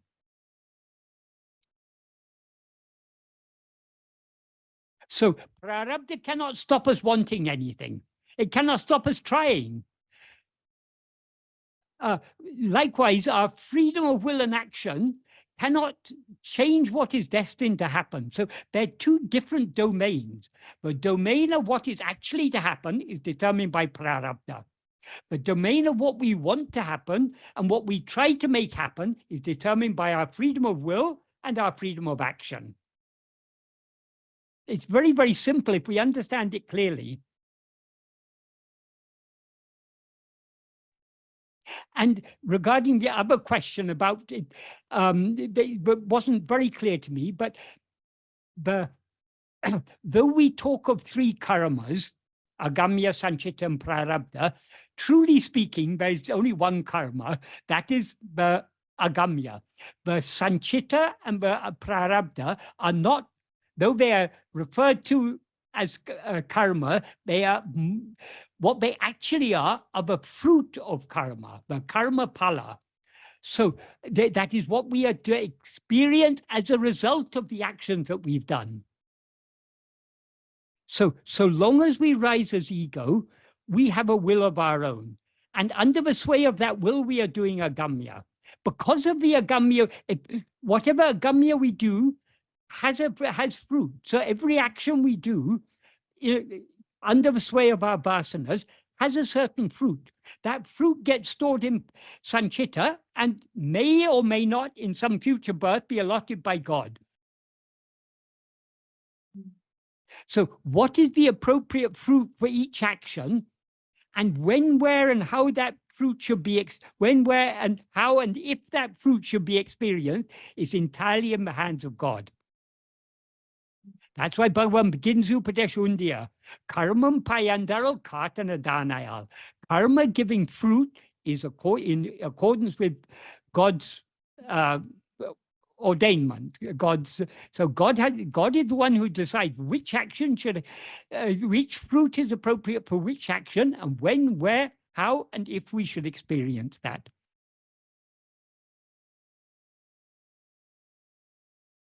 That is why it is said in Gita, you have the right to the action, not to the fruit thereof. That is, we can do whatever action we want, but once we've done that action, it's out of our hands. If you shoot an arrow, before you shoot the arrow, you can point the arrow in any direction. Once you've released the arrow, it's no longer in your hands. What that arrow is going to hit it's no longer in your hands. It may hit what you want it to hit, or a wind may come and divert it, and it may hit something else. So we need to be, this freedom of will and freedom of action is a very dangerous weapon we have been given. The wise course of action is to use that freedom of will and action only to turn within. By turning within, we are thereby surrendering our freedom of will and action and to God, and letting him, because what God wants us to do is to be happy, and happiness lies only in turning within. True happiness, true abiding happiness, eternal happiness lies only within us. Thank you, Michael. I don't know if you can hear me. Yes. Well, actually, my question, or what I was writing, is that karma basically means that everything is you're doing. That's it. So afterwards, we split the karma into, well, according to this Indian theory, they split in 3 separate parts, as Agamya, Prarabdha, and Sanchita. My question really was, like, why do we need to split it? Like, it makes sense if you, because it's not just an arbitrary splitting, it's what happened. There are 2 things. We do things and we experience things. What we experience is the fruit of what we have done in previous lives. yes, but if, for example, I apply it in, let's say we can try to apply it in a concrete situation. Yes. Let's say theoretically, a person been raised in a troublesome family where Yes. everything is based on violence. Let's say he has a Yes. bad background, and something happens in his life. For example, he was cheated, or I don't know, something happened. Someone did something bad to him. Yes. There are a lot of ramifications, but just to stick to one point. For example, something bad happened to him. He has the freedom to respond, either in how he was conditioned in a bad way, let's say violence. And here I don't understand how the Agamya is not influencing what is going on in his life. If, for example, he's to respond violently and kill the person, and let's say he's going to prison. Yes. So if the prarabdha is for him in that instance to go to prison, it doesn't matter how he responds, either violently or non-violently, he will go to prison anyway. Well, he will, assuming that there's justice, which isn't always the case. Often people go to prison when they are not actually guilty. But assuming that he will go to prison only if he does some violent action, and he does the violent action, he goes to prison. That may be entirely prarabdha, but when he did that violent action, was his own will involved? Almost certainly it was. He was very angry. So that's there's the point. Both, in that case, both his will and the destiny happen to go hand in hand. But supposing supposing our will is going in a different way to the destiny, whatever we want cannot change what is destined to happen. So though it may seem to us oh, this person has gone to prison because they did such and such a bad action. Actually, because we are seeing only the surface, we are not seeing what underlies all this. Actually, according to Bhagavan, whatever happens in this lifetime is not determined by what we do in this lifetime. It is determined, it is the fruit of actions that we've done in previous lifetimes. It may seem to me, I'm feeling hungry now. So I go and eat a meal, my hunger is satisfied. Therefore, my action of eating the food has satisfied my hunger. It may seem to me, therefore, what I did has produced an immediate result. That's how it seems, but that is not actually how it's. We couldn't have eaten that food and had our hunger satisfied if that was not already destined to happen. So the law of karma, the basic principles are very simple. But how it actually happens in practice, Krishna says in the Gita, the secret of karma is known to none but me. That is, only God can understand all the intricacies of this. We need not concern ourselves about this. Why did Bhagavan teach us this law of karma? To make us understand that whatever effort we make for achieving something externally is futile, because whatever is to happen externally is already predetermined. So the correct use of our freedom of will is the term within. So we shouldn't just take what Bhagavan teaches us. We should understand why he teaches. Did Bhagavan come just to teach the law of karma? No, he taught the law of karma for a particular purpose. To make us understand that all external efforts are futile. The only worthwhile effort is to turn within and thereby surrender ourselves. Michael, quite a bit of this answer in the middle was quite muffled. I didn't want to interrupt you. Oh. Yeah, Oh. but at the beginning and at the end it was fine. Oh, I think it okay. sort of summed it up. But around the time you were talking about the Gita just before that, and a little bit after that. I don't know if you want to repeat but am I right in understanding that what you're basically saying is that what we experience in this lifetime is the fruit of past karma? Yes.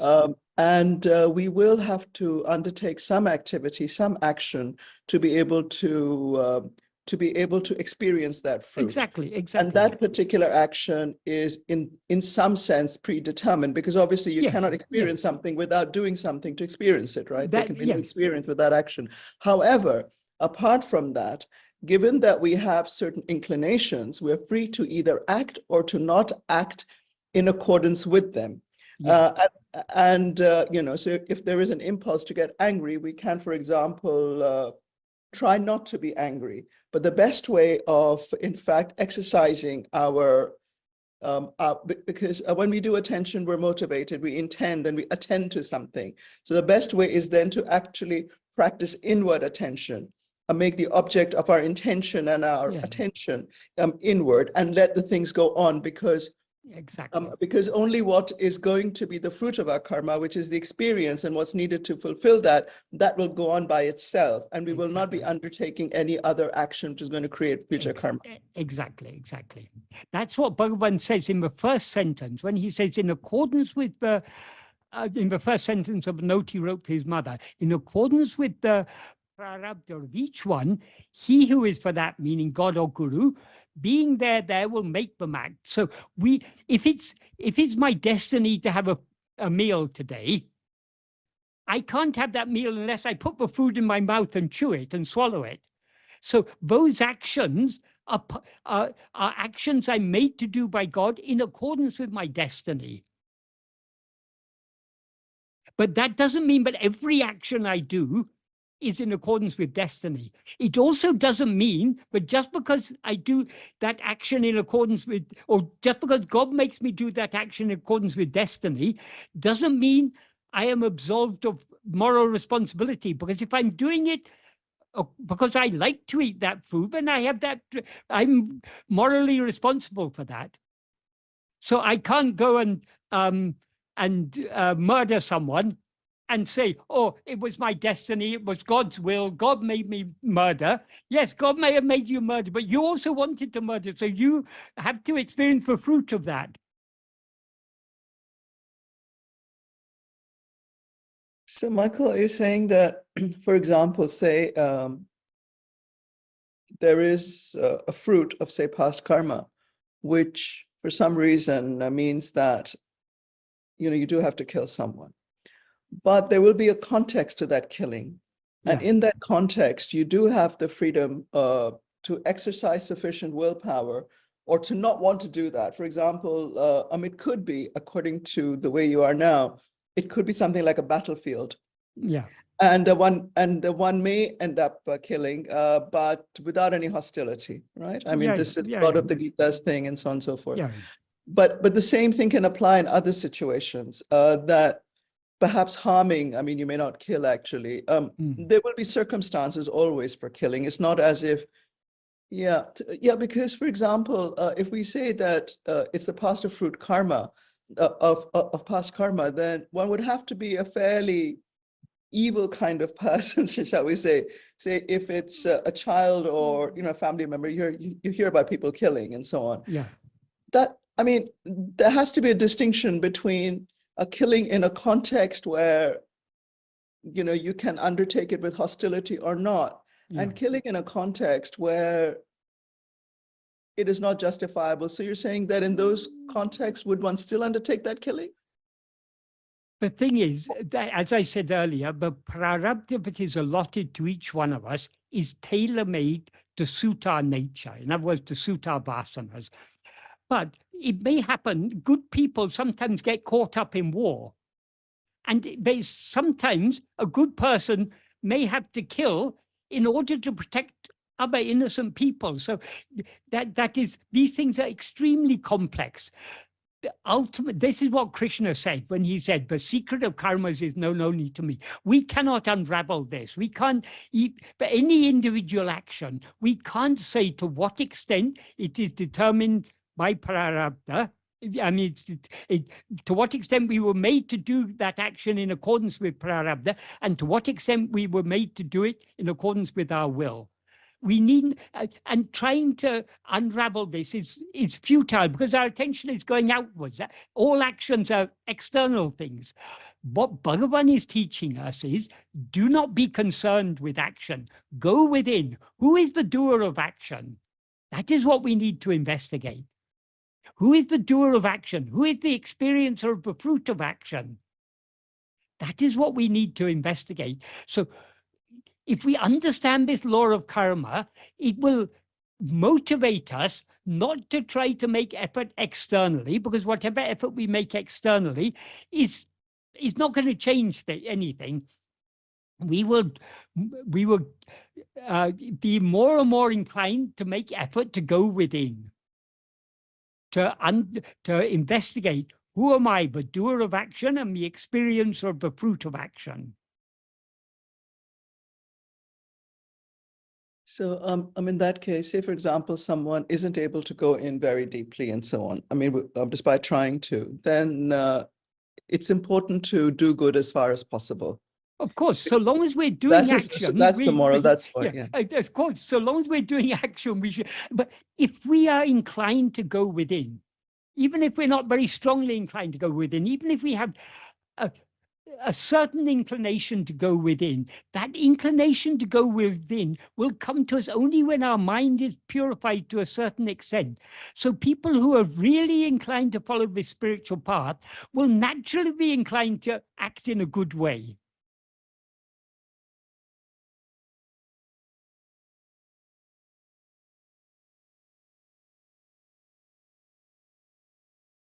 I think some of the others are, maybe we can deal with them quite quickly, coming up to. The next one is, God allots prarabdha karmas for the purpose of our own growth or evolution. Would this not mean that complete realization and the attainment of Jivan Mukta, this birth, is allotted by God? No. But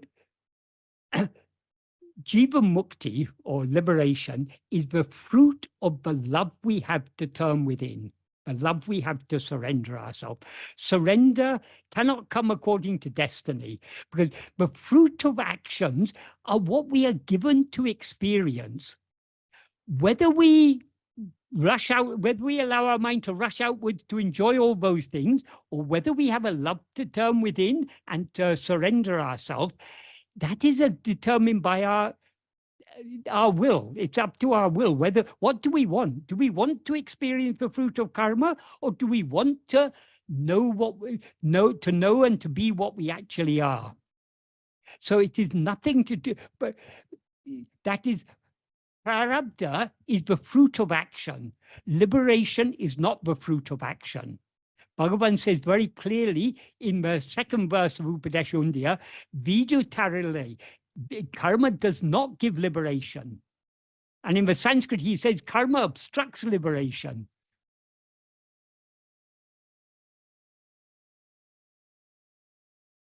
So prarabdha is just the fruit of action. It can therefore never give liberation. Liberation is, we are, in order to be liberated, we must have all-consuming love to surrender ourselves completely.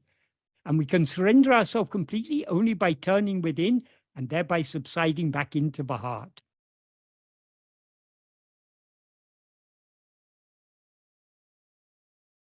Now, the next question is, how can we say we're free to want whatever we want if we don't know where such wants come from and why we have these wants or got these wants? Okay. And, yes. And how can events be predetermined, but people still be free to choose their actions if the events themselves are predetermined? If we have multiple vasanas, that is inclinations, how is that freedom if our actions are still limited by inclinations which we did not choose to have? Right. That's what I said earlier. That is, in one sense, we have unlimited freedom to want what we want. But what limits our freedom of will is the fact that our will is pulling us in so many different directions, because the elements of our will, the fundamental elements of our will, are our vasanas, and our vasanas pull us in different directions. So when our will is pulling us in different directions, our will seems to be limited. That's why we need to make our will one-pointed. We should have one-pointed love to know and to be what we actually are, and thereby to surrender ourselves completely.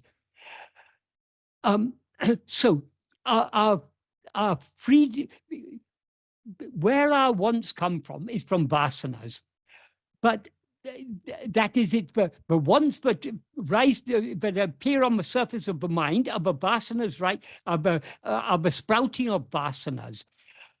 Those vasanas come from ourselves. It's we who have those inclinations.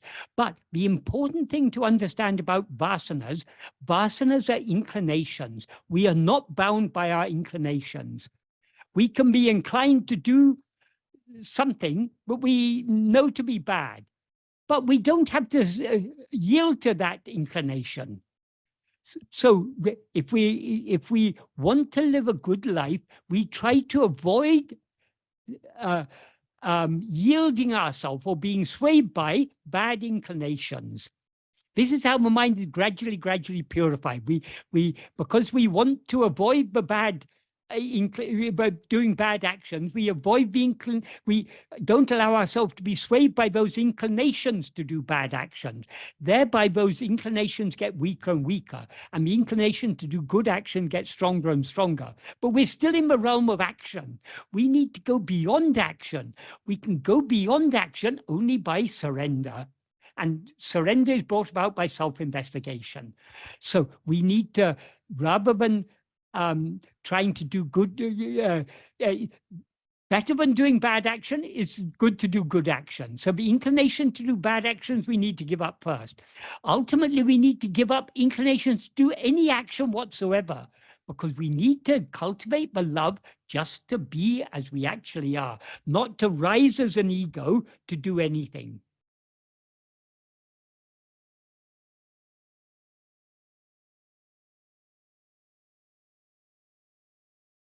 The next question is similar to what we talked about. I have a question about free will. Supposing X is destined to be murdered, is it possible for someone who is destined to stop themselves from doing that murder? If that happens, what happens to destiny of X? That is why Bhagavan says in the first sentence of the note he wrote to his mother, in accordance with destiny, accordance with prarabdha, he who is for that will cause us to act. So we will be made to do whatever actions are necessary in order for the prarabdha to unfold. But that doesn't mean that all the actions we do are necessary in accordance with prarabdha.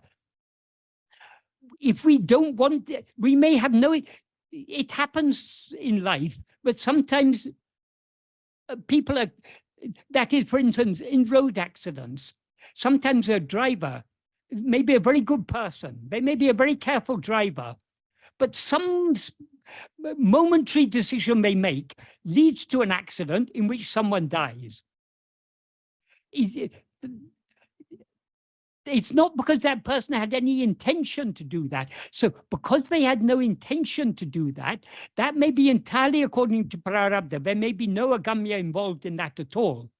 But there still may be some agamya, because the reason they made that wrong decision that resulted in the action may have been because they were in a hurry, because maybe they were driving fast because they're to see an elderly parent who was sick, or they may have it's very hard to separate to what extent our will and to what extent destiny is involved in each action. But we don't have to worry about this. We can go on and on citing hypothetical cases, but that's not our business. We are not here to determine to what extent each action is prarabdha, is in accordance with prarabdha, to what extent it's in accordance with our will. That doesn't matter. Bhagavan has asked us to do one thing and one thing alone, something very, very simple: attend to yourself. To the extent to which we attend to ourselves, to that extent, we as ego subside. That is what is called surrender. So to the extent to which we attend to ourselves and thereby surrender ourselves, we are not the doer of action, because we are subsiding. We're not rising to do anything. So that's all we need to be concerned about. We don't need to be concerned about, is this action in accordance with destiny, or is it in accordance with my will? To what extent did God make me do this? To what extent did my will make me do this? This is all, we are concerning ourselves with things which need not concern us. Bhagavan has clarified the law of karma, which is very, very simple. Those actions that we do under the sway of our vasanas are agamya. Agamya bears fruit. But whatever we experience as prarabdha is the fruit of our past agamya. That's all we need to know. We cannot change anything, but because whatever we are now experiencing in this life is the fruit of agamya that we've done in previous life. So we have no freedom, not even an iota of freedom to change anything whatsoever. That's why Bhagavan always insisted everything is predetermined, meaning everything that is given to us to experience is predetermined. But that doesn't mean that we don't have freedom to want other things or to try for other things. We have that freedom, but if we use that freedom, we are just creating more fruit. So the best way to use our freedom is to turn within and thereby surrender ourselves. It's as simple as that. There's nothing more we need to know.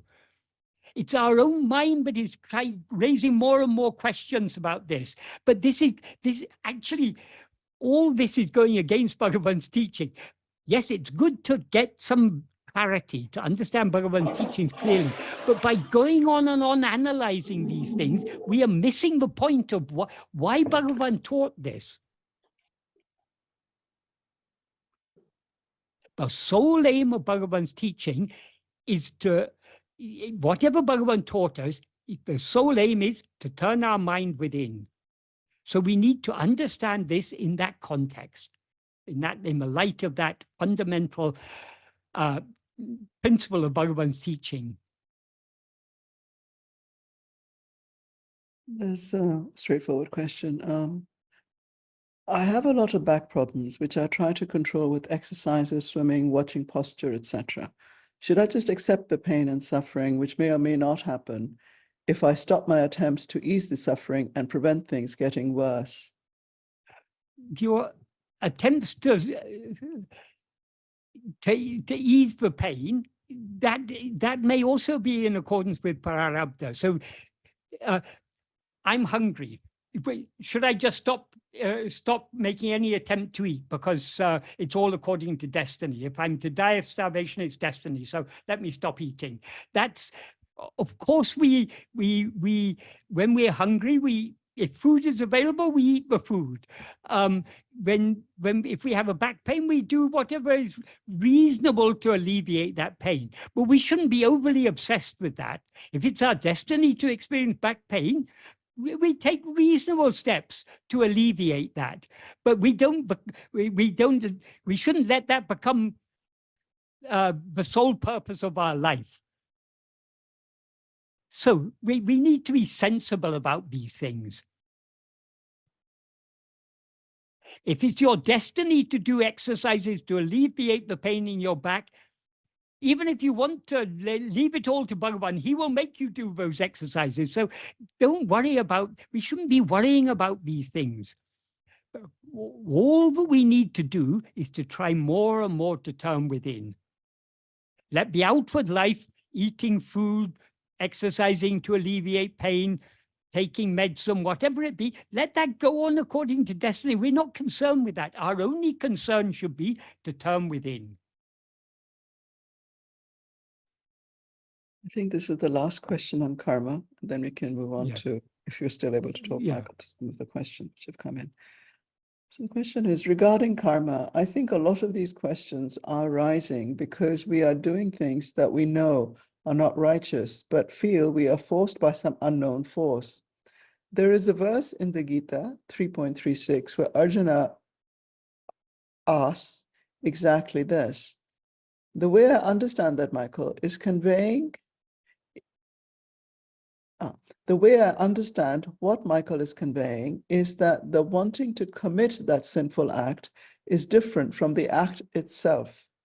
This is what Lord Krishna replies in the next verse, 3.37. Is my understanding correct? Yes. I think so. I mean, yeah, it's what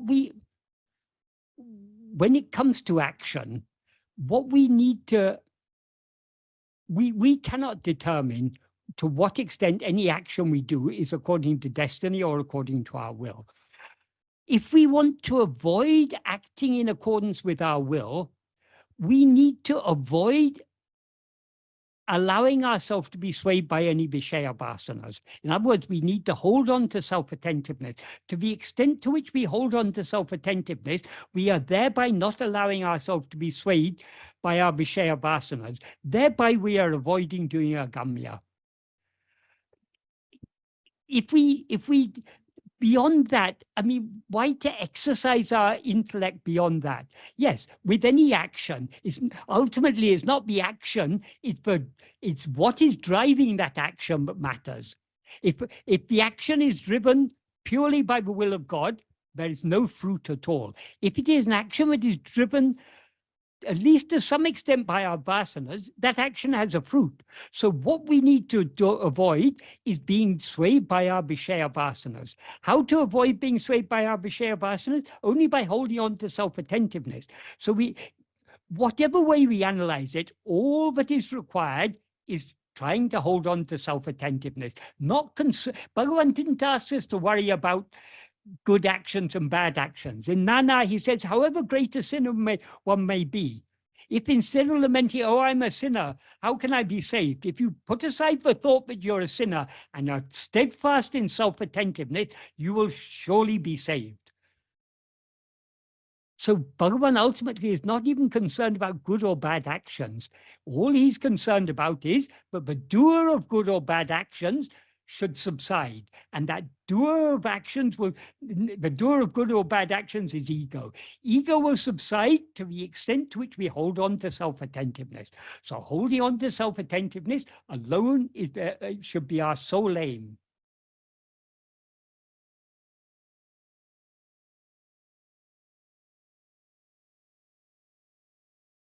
The next question was sent, actually there are two questions sent by email.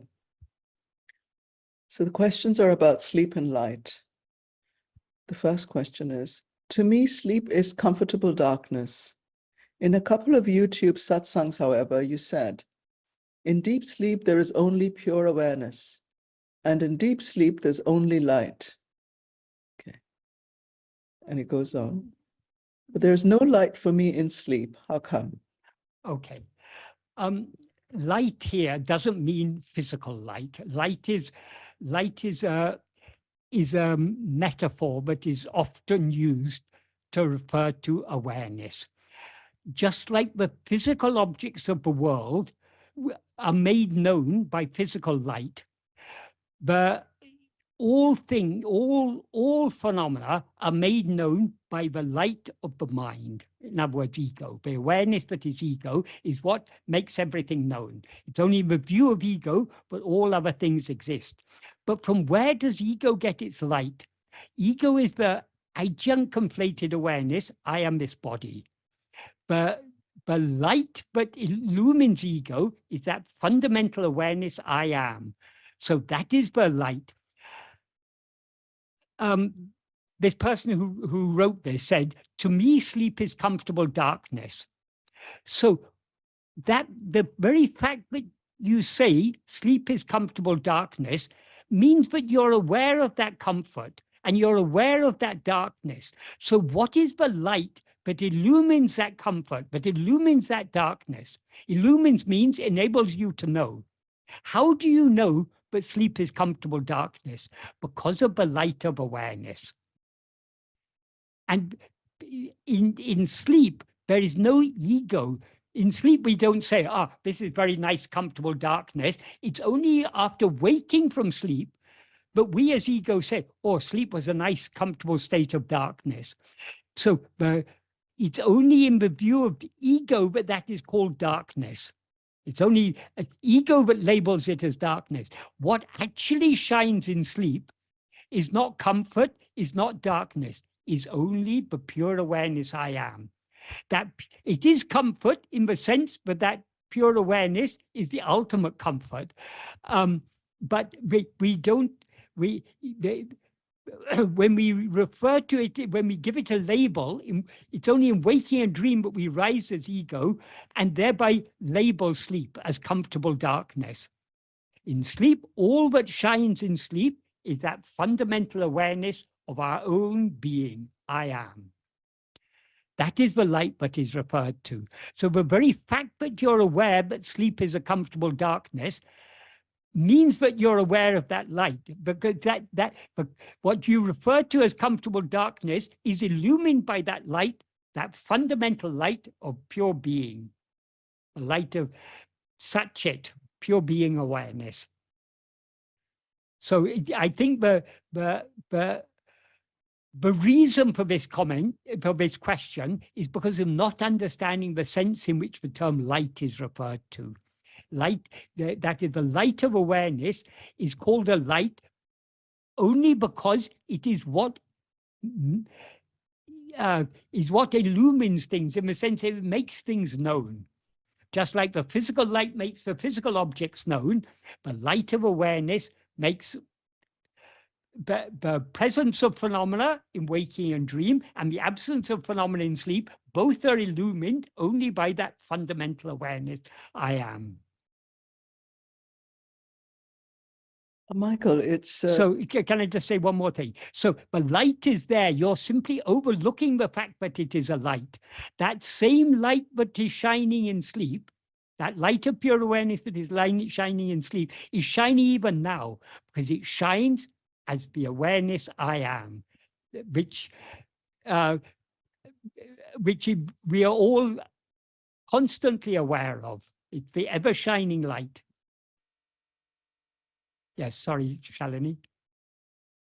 No, Michael, it's just that it's 2 hours now, and I was wondering whether you want to continue. There is another part to this question. Another part to this question, one other question by email. If we can finish these two. Okay. So this one is, in a couple of YouTube videos, you explain that the light of pure awareness shines through the mind, and in brackets, ego, it's a question, into the world. Why would awareness do that? It only knows itself. It has no business in the world of objects and phenomena. Could you shine some light on this or into this for me to get a better understanding of this? Why does the light of pure awareness shine? Its very nature is shining. Nothing, there would be no mind or world could appear except in that light. It is not that the light of pure awareness chooses, today I will shine through the mind into the world. It's not like that. That light is the one and only reality. That which is ever existing and ever shining is only that light of pure awareness. When we rise as ego, ego is the adjunct conflated awareness, I am this body.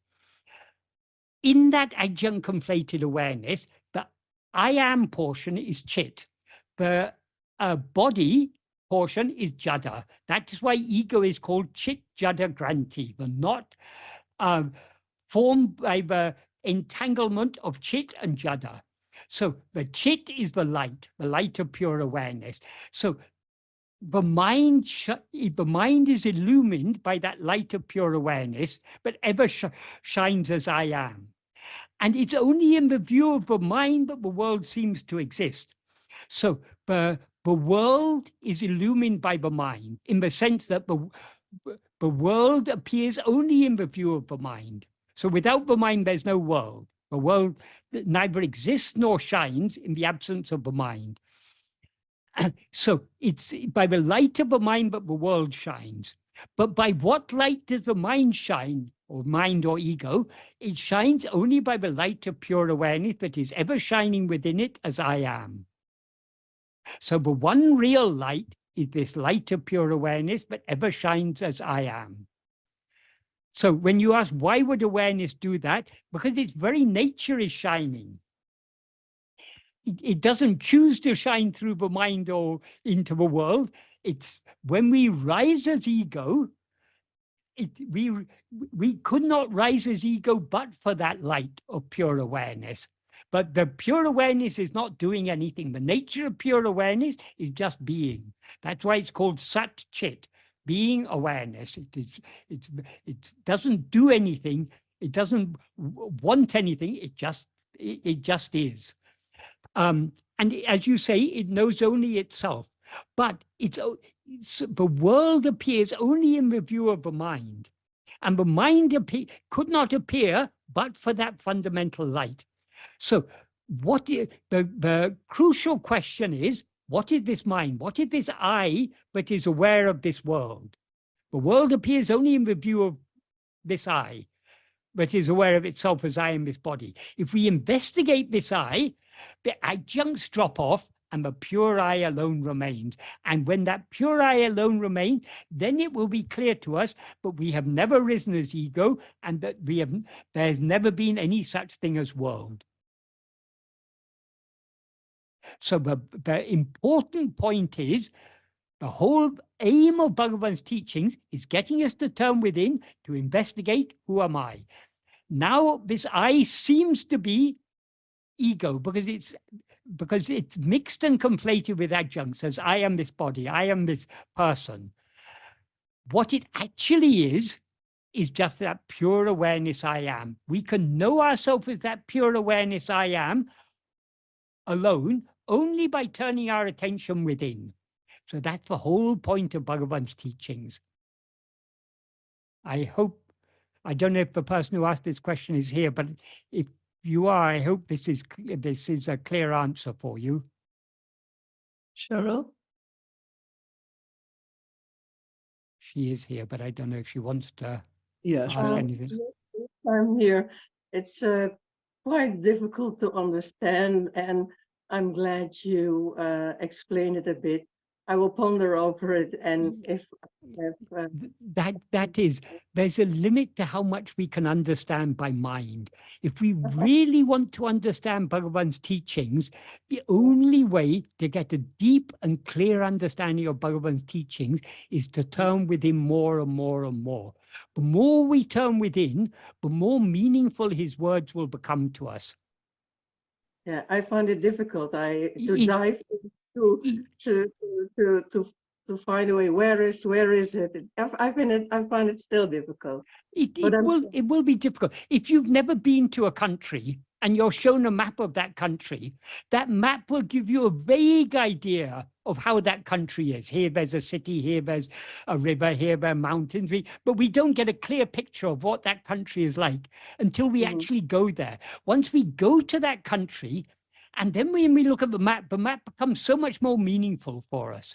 So Bhagavan's teachings in words are like the map. We have to travel to that country that the map is depicting. That country is within ourselves, in our own heart. The more we turn within, the more we turn back towards that light that illumines the mind, namely the light of pure awareness that ever shines as our own being, I am, the clearer these words will become. Okay. So there's no substitute for practice. We need to understand the words, at least to some extent, in order to start on the practice. But the real clarity will come only by the practice. And the more we go deep in the practice, the more meaningful Bhagavan's words will become, the clearer the significance of Bhagavan's words will become. Okay. Because the original light is the light that is ever shining in our own heart as our own being. So if we attend to that light that is ever shining as I am, in other words, the light of awareness, that doesn't mean light like a physical light. It is, we all know clearly I am. There's nothing that is so clear as I am. We can doubt everything else. One thing we cannot reasonably doubt is our own being, our own existence. I am.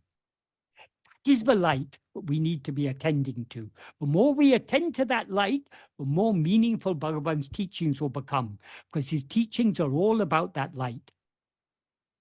Okay. Which is our own being. Okay. There's nothing other than ourselves. I will keep on practicing. Thank you very much. Well, we all have to keep on practicing, but the more we practice, the clearer these things will become to us. Yeah. Thanks again. Right. Appreciate. Right.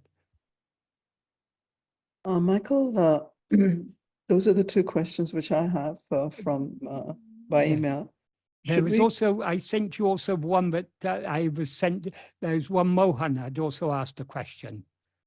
Do you have that? Or in reply to that, I forwarded that to you, and I can ask the question if you want. Or if Mohan is here. Is Mohan here? I don't know. It looks like Mohan isn't here. Okay, it's a very simple. What this person called Mohan wrote the Ramana Maharshi Foundation saying, I'm a keen follower of Advaita Vedanta for the last few years. The concept of rope and snake, and there exists only the self, is still not clear to me. Could you please throw more light on the above for my understanding? Let's start with there only exists the self. There only exists the self means what actually exists is only ourself as we actually are. What we actually are is the only thing that actually exists. As it is said in the Upanishads, we are ekam eva advitiyam. We are one only without a second. Since we are one only without a second, how to explain the appearance of all this multiplicity? We are one, but we see all this manyness. So does this manyness not exist? Yes, manyness seems to exist, but it doesn't actually exist. What actually exists is only ourself as we actually are. This manyness appears and disappears. It appears in waking and dream, it disappears in sleep. But we remain in sleep. We We means the fundamental awareness I am continues in all these three states. The I that is now awake, the I that was dreaming, and the I that was sleeping are all one and the same I. So I is the one thing that shines in all three states. In waking and dream, that I shines along with so many other things. In sleep, it shines alone. Since other things appear and disappear, they are not real. What is real is only I. But the I that is now aware of other things is not the pure I. It is that same pure I mixed and conflated with adjuncts. Now we're aware of ourselves as a person. I am Michael, I am Mohan, I am whoever. That I that is aware of itself as I am Mohan, that is not the pure I, that is ego. But within that ego, the pure I is shining. So in the compound awareness, I am Mohan, I am is the pure awareness, the Satchit. Mohan is the name of a body, which that I am is now mixed and conflated with. So ego is a confusion. It's a confusion of two different things. That's why it's called Chit, Jada, Granti. The Chit portion is I am. Chit means the awareness portion is I am. The Jada portion or non-aware portion is Mohan, or the body, but is called Mohan. But so ego is an adjunct conflated awareness I am. Only in the view of ego all this multiplicity appears. So what actually exists is only the pure awareness I am. But we've risen as ego and we experience all this multiplicity.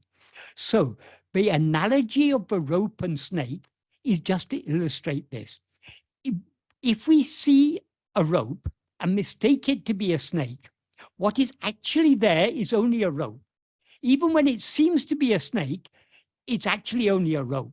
So there never is a snake there, there's only a rope. But the snake seems to exist because we mistake the rope to be a snake. In exactly the same way, just like the rope alone is actually there, what actually exists is only Satchit, I am. That is the only thing that actually exists. But now we see that Satchit as all this multiplicity. So this multiplicity is like the snake. The snake is just an appearance. It never actually exists. Likewise, all this multiplicity. Multiplicity means both ego, which is the subject, and all the things known by ego, which are the objects, both subject and object are the snake. They are just a mere appearance. What actually exists is only the rope. So now we are experiencing all this multiplicity. How can we know for ourselves, but what actually exists is only ourselves? So long as we are looking outwards, so long as we're looking away from ourselves, we experience all this multiplicity. But if we turn our attention back within to see who am I, in other words, if we attend only to ourselves, only to this fundamental awareness I, everything else will drop off. The ego will subside and dissolve back into the pure I. All other things will drop off. And then what alone exists, alone will remain shining as it always is. So that is like if you see a rope and mistake it to be a snake, so long as you see it as a snake, you'll be afraid of it. But the only way to overcome your fear of that snake is to look at the snake very carefully. If you look at the very snake very carefully, you'll see, oh, it's not a snake, it's only a rope. Likewise, if we look at ego very carefully, ego is the adjunct conflated awareness. I am this body, I am Mohan. But if we look at this I that is aware of itself as I am Mohan very carefully, Mohan will drop off and the pure I alone will remain. So that is the reason this analogy is given. It is to distinguish between the reality and the appearance. The rope is what is real. The snake is an appearance. Likewise, that's as far as the analogy is concerned. What is real is only I. Everything else is is an appearance. So if we investigate this I to see what we actually are, the appearance will disappear, just like the snake disappears when you look at it carefully enough and see that it's just a rope. If we look at ourselves carefully enough to see what we actually are, the appearance of multiplicity will disappear, and what will remain is one only without a second, namely ourself as we actually are. The pure awareness, I am, Satchit. Om Namo Bhagavate Sri Arunachala Ramanaya. Thank you very much, Michael. That really was very, very helpful. I found it personally very helpful, about how we look at the world and how we can turn within. It was really good. I just want to apologize. I know that many of you have asked quite a few questions. Could you ask them next time? It's just that this time we concentrated on free will and karma, vasanas and so on, and so it wasn't possible because sometimes these the talks are themed, as you know, which is very helpful, and so we could only ask those questions and two more to do with, which had been emailed in advance. So thank you for your forbearance, and I hope you can ask next time. And thank you very, very much, Michael. As always, thank you. All thanks to Bhagavan, because I'm just pointing out what Bhagavan has said. Yes, it was very helpful, extremely, extremely helpful. So we can close with Bhagavan's mantra. Om